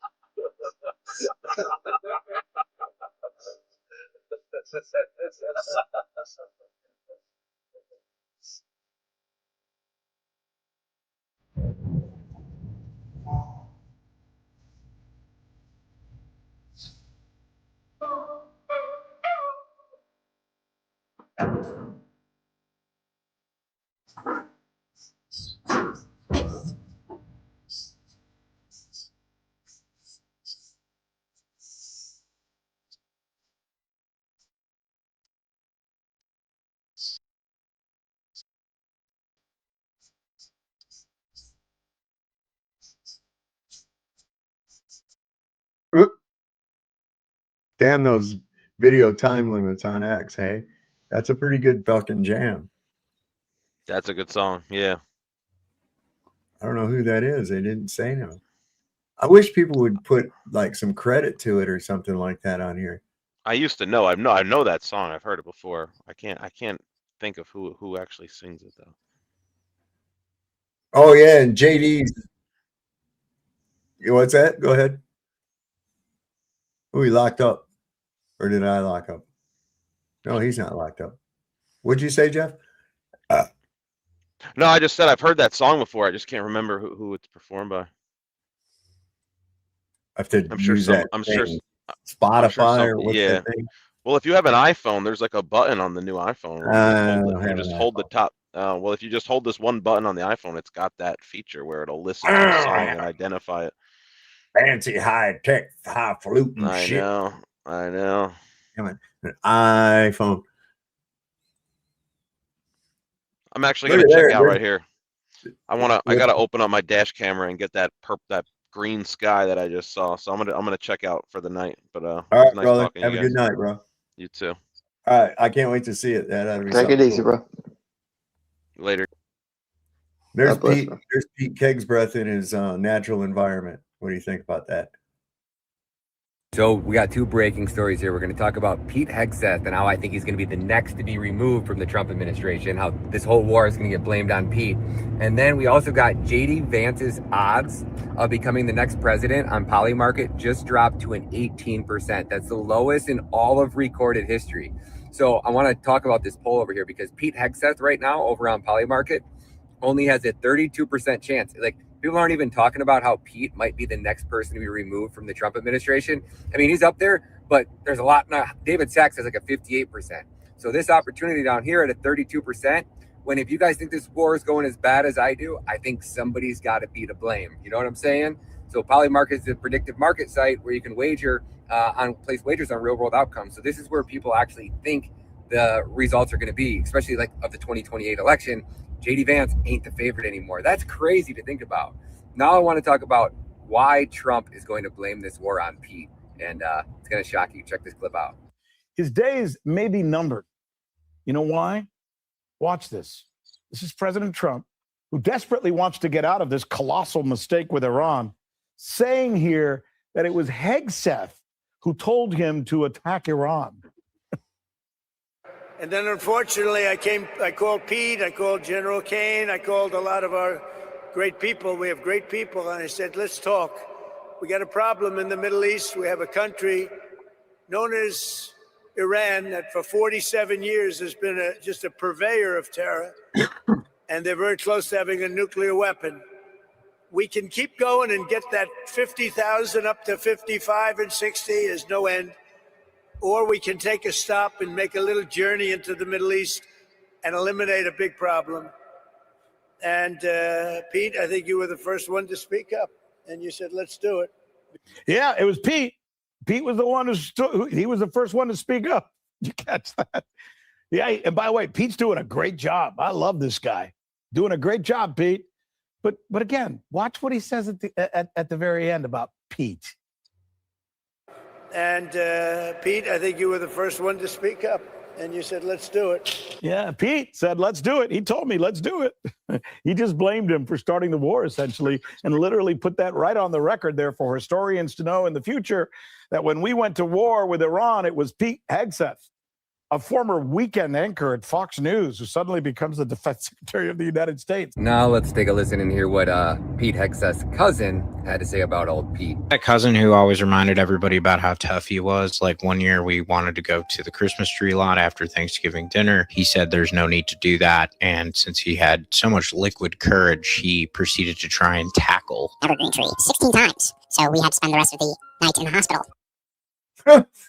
You got drunk, tried to fucking attack a Christmas tree, attack an evergreen instead of going to the, oh my God. Yeah, he's a brainiac. Chet. I don't know if that tattoo is real, but he has a 6-pointed star on his next to his American flag. Eat a greasy pork chop from a dirty ashtray. Yeah, man. Weird science. Remember Chet? That's Chet. Mm-hmm. That's who we got there. He's probably one of those idiots. Nerds. Another Biff guy. What a crew of characters. You got him and you got Cousin Eddie on the same team. Oh, for fuck's sake, yeah. And Biff. Oh. What was that thing I had? Oh yeah, Home Alone. That was the jam back then. Okay, the New York Times has confirmed that most of the 13 U.S. bases in the Middle East have been destroyed and empty. Many of the 13 military bases in the region used by American troops are all but uninhabitable, with the ones in Kuwait, which is next door to Iran, suffering perhaps the most damage. And that's through the New York Times. Well, I reckon you'll have that. That's what you'll have on them big jobs, you know. Right, D-Man? We know about that. We know about them big jobs. Oh, yeah. I wonder who's being contracted this time around you know, like Halliburton was for Iraq Shit. and Afghanistan. I ain't gonna When build they that got- shit back. Not anytime soon. I can tell you that. You think it maybe all DARPA just outbids them all, or do you think Larry Fink and them? You really BlackRock think are involved? these countries? Do you really think these countries are going to allow the U.S. to go in there and rebuild a base, especially when they showed that they weren't there to protect them in the first place? They were just there to fucking show muscle at Iran and protect Israel. That's all come out. Why do you think the people in Bahrain, man, they were celebrating every time the fucking U.S. base got hit? They were like, "Fuck you, people." They don't want to be a target. They already know, man. It's over. The Israel-American empire is crumbling right before their eyes, and they can't save it. Thank God. Yep, they're scrambling for that real ID, the money situation with the Bitcoin. So yeah, Yeah. there's a lot unfolding right now for sure. Yep. You know, I hated Israel before, but man, the more and more videos that are coming out of what these faggoty fucking fag-ass settlers have been doing to the Palestinian people, it's been making me sick to my stomach, man. The atrocities, the level of evil that you have to have, the level of ignorance and hate that you have to carry inside in order to be able to carry out these heinous crimes to people. I can't even find the words for it. And, you know, and the Palestinians, they've been screaming about this for years and years, and we never listened. Why? Well, that's because our country and our media is owned by the gay, faggoty, fag fuck Israelis, and they have spent billions of dollars on the Muslim hate propaganda, and they have made most Americans look at any Muslim as less than people. They've programmed your brain to hate what you don't know and what you don't understand. So as soon as you see somebody wearing a keffah or a headpiece or praying or speaking in a language that you don't understand, automatically in your head, these are terrorists from the Middle East, all of them. So of course, when you hear people being displaced and children being killed, you look at these children as less than. You don't care. It doesn't tug on your heartstrings the same way that if it was like a blonde-haired, blue-eyed baby. But since it's brown babies from the terrorist countries, then you don't care. So you don't even bat an eye. To all my Palestinians, man, I'm sorry. I'm sorry that we didn't listen before. I am sorry that this country is hijacked by the real fucking devils, and they've programmed this country to look at you as less than people. I'm telling you now, my hatred for these devil-ass people, the Israelis, has grown so fucking much. I can't even fathom it. And don't hit me with it's not all of them, because fuck that. All right. Because just because you may not be in the IDF or be part of the government, you're still a settler, settled and living on stolen fucking land that doesn't belong to you. So all Israelis are just as guilty. And I pray Iran continues to bomb the fuck out of them and send them all to hell where they belong. Wow. I pray that Palestinians can get their land back and exterminate all Israelis down to the last fucking cockroach till there isn't a single one left. After seeing the evil that these fuck-ass people can do to innocent civilians, especially to children whose only crime was being born on that land, I'm sorry, I can't feel bad for anything that happened to any Israeli. Fuck each and every single one of them. We will make the world better when we eradicate all Israelis from existence. Wow. That's how we make the world better. Holy shit. Keep standing on Goy Business Tribe. Namaste. Dude. That's pretty harsh. Don't you agree? I agree 100% with what that guy just said. Yeah, and I mean, only look, because I'm mad because I can't fight back, right? Like with my own, I can't get up and walk to go do that shit, right? For somebody. So, you know what I mean? That's, I think I'm a little extra anxious sometimes about that. And it takes people like him, you, what y'all are doing, man, what everybody fucking stands for on this channel, you know? Like, literally. Well, it's like, look, you got to call these people to fucking heal. You know, there's something got to be done. This is fucking completely out of control. We have this mockery of a cabinet. Are you kidding me? He watches 2 minutes of video and then automatically knows, okay, well, this is what we're going to do next. And he's just listening to who? I mean, God damn it, man. Why they need look, here's the thing too. In those elections already,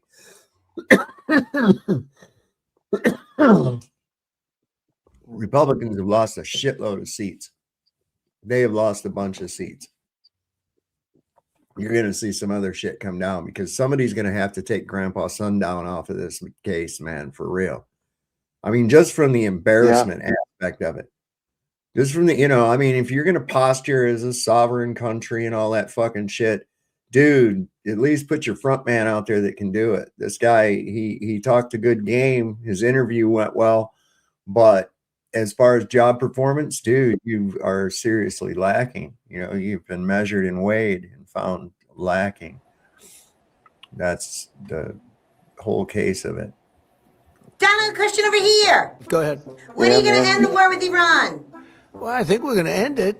I can't tell you for sure. Okay, are we even close? I don't know what close means, but... You don't know what close means? So, no, I understand what it means. How is the war going? Pretty good. Pretty good? Yeah, right. Well, then can you explain why the Pentagon is closing its press offices and a leaked memo suggests that your administration is coordinating with satellite companies to cover up and hide the damage from your botched war? Just, What is really going on? And just yesterday, you said that the U.S. and Iran were in very, very strong talks about ending the war. How's that going? They want to make a deal so badly. You have no idea how badly they want to make a deal. That's weird, because Tehran says that they're not in any negotiations with you. Who said that? Face it, you fucking liar. You are hiding how bad this war is from the American people, and you have no idea how to get us out of this fiasco. Nobody knows who to talk to. This is the most dangerous, incompetent, and untrustworthy administration. This is a Democrat problem. Oh, no, buddy. You own all this shit and the government shutdown. Everything we're doing, we're making great. The United States was just declared insolvent.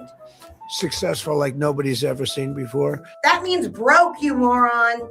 And, yeah, congratulations. The United States of America is your 7th and most notorious bankruptcy now. Yeah. Do you have any plans to fix this? Come on. And, anything at all. Come on. But can you at least tell me that you want to fix this? Can't do a thing about it. Great. Rough. Did you just bark at me? Yeah. Why? I don't know why. Well, you not knowing seems to be the theme here, so. The President of the United States. We are so fucked. Huh? I like those. Those are cute. Those are really cute. Well, Speaker Johnson is on national TV claiming the U.S. is wrapping up Operation Epstein Fury. Iran is on national TV claiming they are hunting down U.S. military generals who fled U.S. military bases and are now hiding, waiting to be evacuated from a war zone. Oh, boy. Oh, boy. Yeah, if that's true, I believe these fucking So much cowards, winning. man. So much I winning. think all the upper cabinet should just be replaced military-wide, whether it's Space Force, the Navy, the Army. With who? I don't know. They Like did some replace them. younger, Dude, they did replace them. And that's what we got. Okay. That's what we got. They did replace him, and Donald Trump's the guy that gets to do the replacing. See, that's the scary shit. And then they go in front of a panel of Donald Trump's friends to make sure it's okay for them to be in that position. See, that's how a guy who's been kicked out of the fucking DC National Guard and was abusive to his wife, was an alcoholic, tried to fucking wrestle a pine tree, and other such became General Flynn. Yeah, dude. Okay. I'm starting to piece it together a little bit with the military front.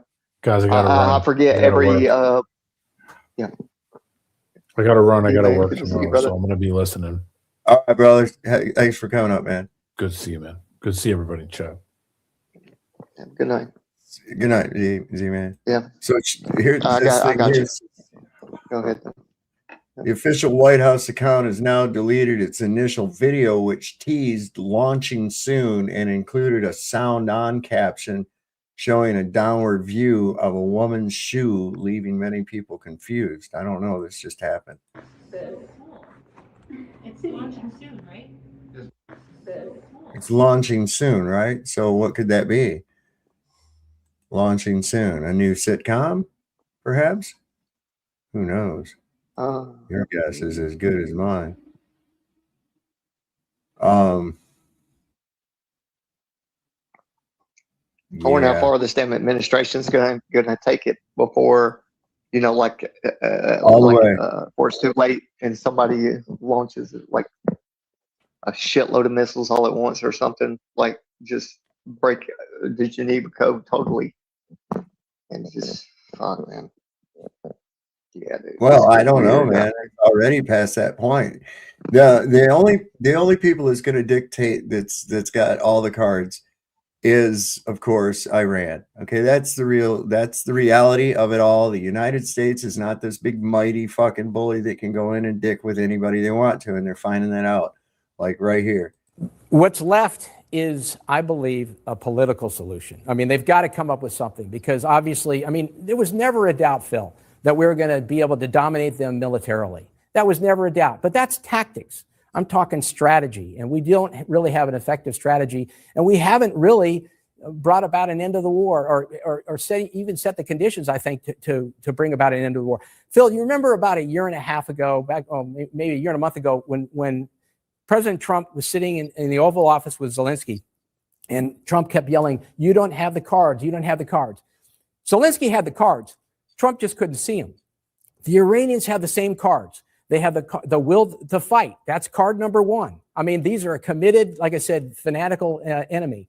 Card number two, they got the Strait of Hormuz. They've shut it down. We got 1,500 ships that are waiting to get through there. It's going to take 3 months to work off that backlog. And card number three, they still have 440 kilograms of highly enriched uranium. That hasn't been addressed with either. So the Iranians, have a lot of cards they can continue to play. And, you know, the Trump administration needs to do something about all three. Yet he's playing like he wins. What's what? What? Did somebody just say something? No? Okay. You still on? Yep, looks like we are. Okay. I didn't hear anybody. Roger must have fell asleep. There's Rocky. What's this here? President Trump said that about, oh yeah, now he's going to try to get everybody pissed off at Barack Obama and blame this on him. That's what Trump's doing now. Oh my God, these guys, this is terrible.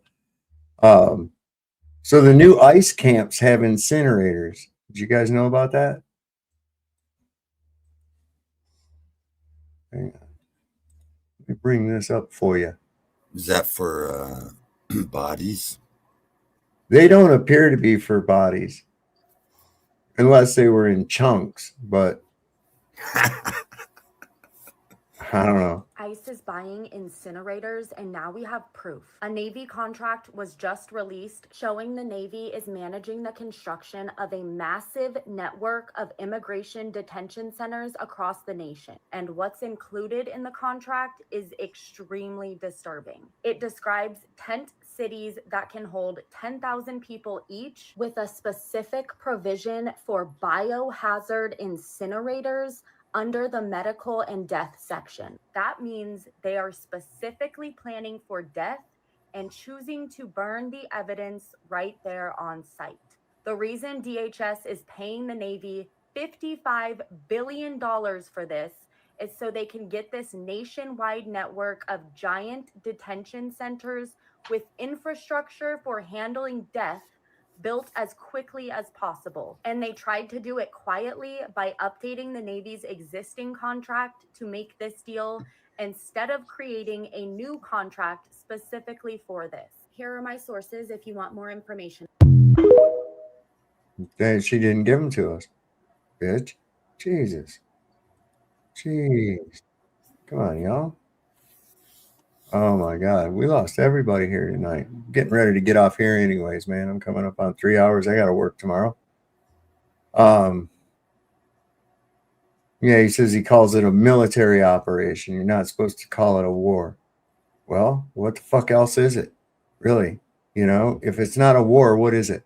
You're dropping bombs, shooting missiles, killing people, using machine guns, whatever the fuck. It's war, right? Yeah. But they're doing it for two reasons. Number one is they want to deflect from all of the tremendous success that we're having in this military operation. I won't use the word war because they say if you use the word war, that's maybe not a good thing to do. They don't like the word war because you're supposed to get approval. So I'll use the word military operation, which is really what it is. It's called a military decimation. But they don't like the good publicity. They don't like to see us succeed. They want to see our country fail.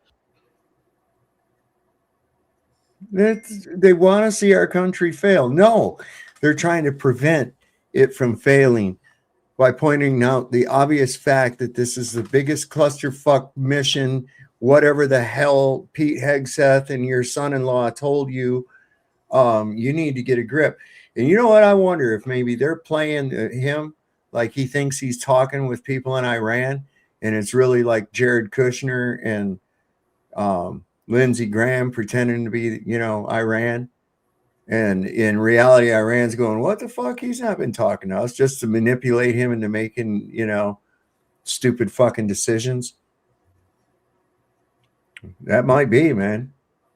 Yeah. He's not very bright. He's pretty stupid. Wow. Yeah. We don't need those people anymore.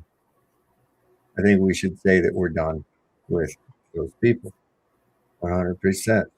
These politicians, these presidents and prime ministers and people that seem to think that they're cut from a better cloth than the rest of us for some reason, that they can just magically write shit down on a piece of paper, get their friends to agree with it, sprinkle it with some magic fairy dust, and automatically you are supposed to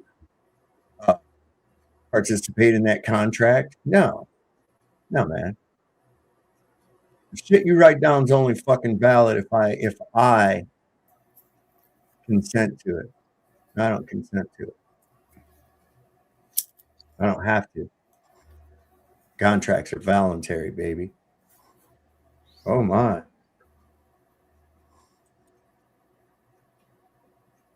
Here you go. You want to see something all American?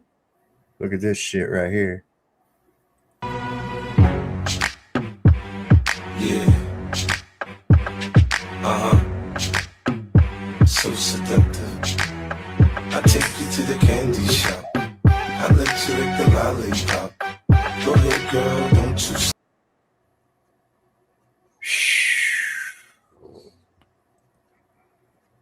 People are creative. Fucking AI shit. Wow.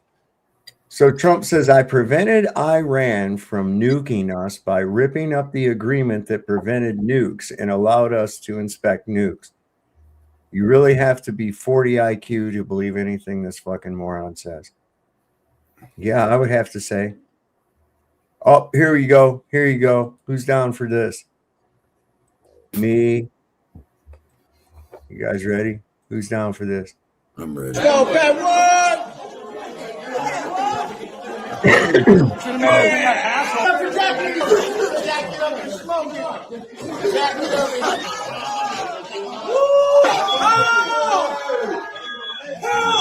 motherfucker's going. Jesus. That's a big one.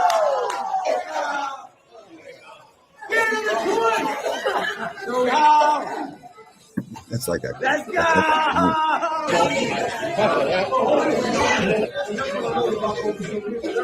Damn. Where we get one of them at, man? That's like an ounce. Dude, that's way more than an ounce, dude.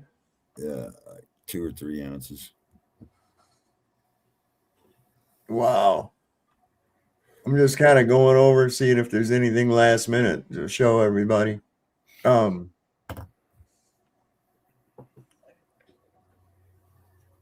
no, come on, man.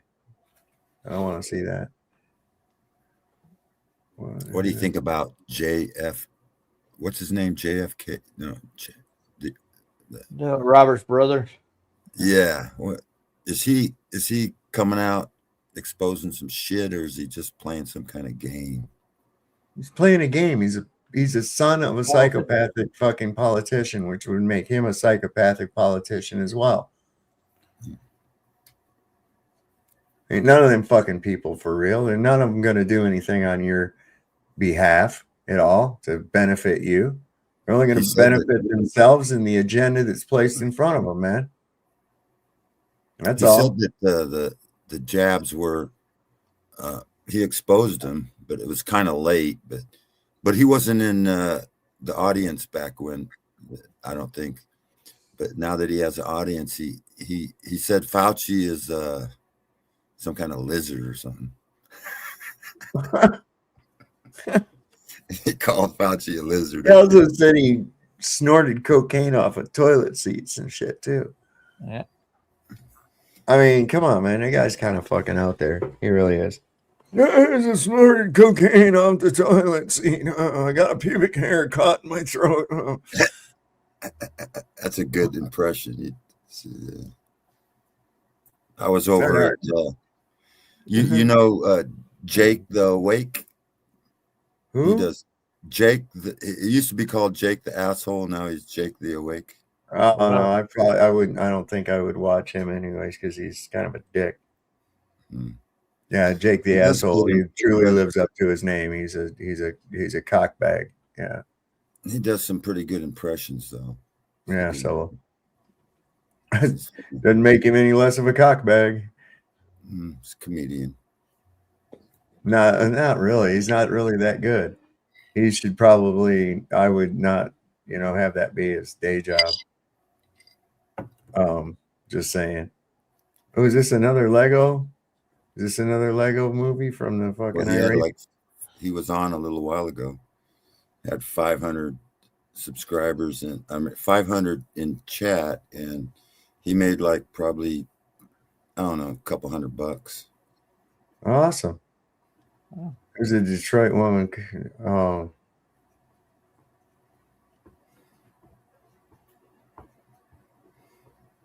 This woman was driving in her car while she was on a Zoom court, and she trying to tell the judge she wasn't driving. She was a passenger. Ooh. Look at here. You want to see a before and after?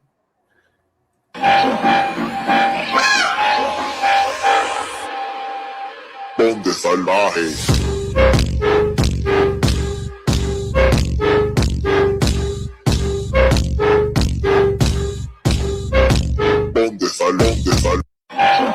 Wow.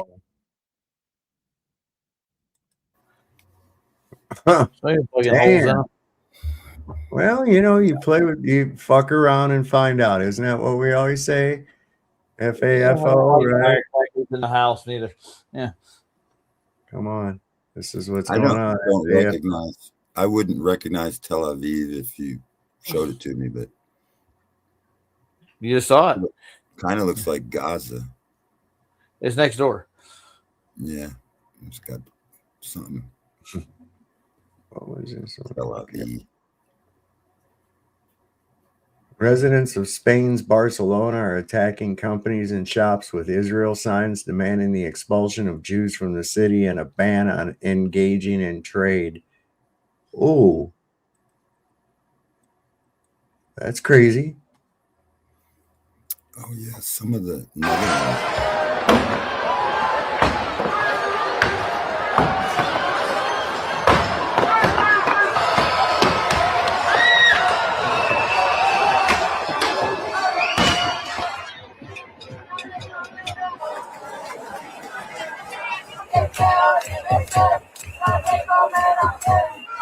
Starbucks.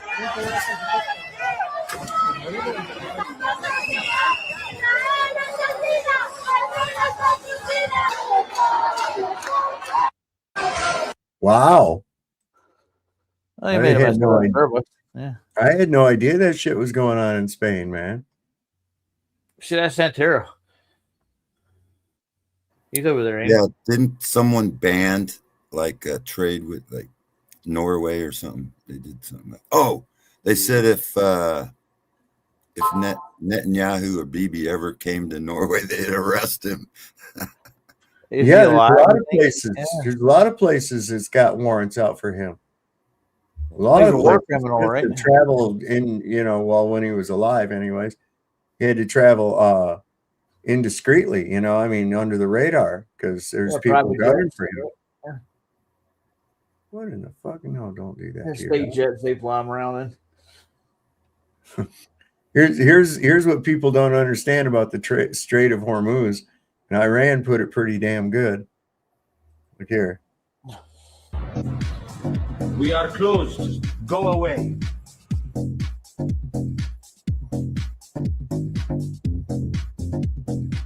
I have a reservation. Private club. Go away.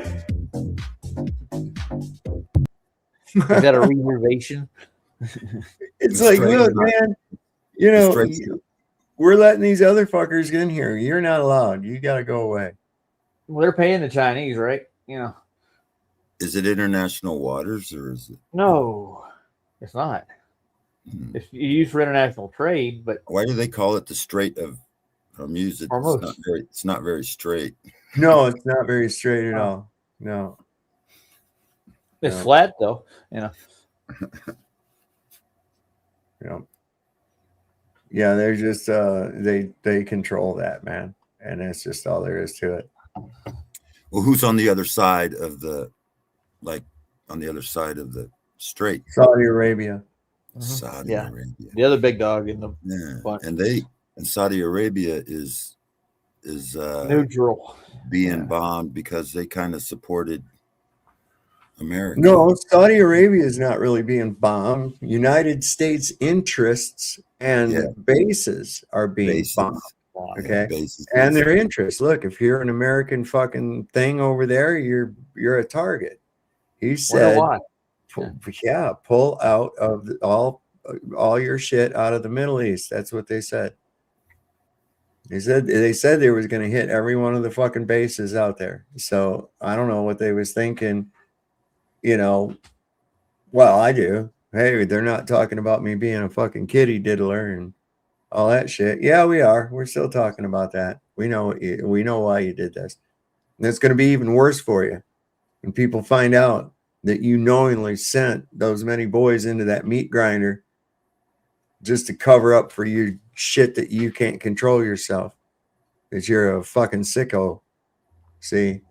They find that shit out, man. It's going to be pitchforks and torches. As soon as these real numbers of casualties start coming back. I think what they're going to try to do is hold this off enough, the real casualty numbers, so that they can intermingle them into the fucking casualties from this operation. You watch. Try to spread them out that way. Cover their ass for holding it back. Fuckers. But it'll still come out. People say, wait a second. How was my son killed on Karg Island when he was actually in, Qatar? What the fuck are you doing here? So it's going to be. They can cover that up too. They can change this place. They don't have to tell you exactly. It's war. Sarah Netanyahu's up here bitching and complaining about my children are being bullied just because their dad did a genocide. Really? Okay. Wow, that's too bad. I don't know what to tell you about that. Is Iraq on a certain side? Is it? Are they on? It's west. No, we took over Iraq, dude. Not anymore. Yeah. Not anymore. Yeah. They've fucking wiped out our base there in Iraq. The Iraqis have decided to join with Iran. There's all these militant groups that we trained that are now against the United States and on the side of Iran. Listen, there's military personnel that are like scattered to the fucking wind trying to get the fuck up out of there. I can guarantee you that. The Iraq used to have a war with Iran, so we brought them together. No, we caused the war. Yeah. We caused the war between Iraq and Iran because it was our puppet, the Shah, that was in charge when they did that. Now, here's another thing, too. The Iraqis used weapons that were banned by the Geneva Convention. In other words, nerve gas and other chemical weapons. The Iranians didn't because it goes against their religion. They said that's immoral. Mm-hmm. Even though the Iraqis did use it. Where did the Iraqis get these chemical weapons? From the United States. Weapons of mass destruction, man. Yeah. So well, then we went in and we annihilated that. We came in and they have these weapons. Where did they get them from? I'm telling y'all, the United States has never been the good guys. I'm just telling you. Never once has they been the good guys. So anyway, I got to get off here. I got to get up and work in the morning.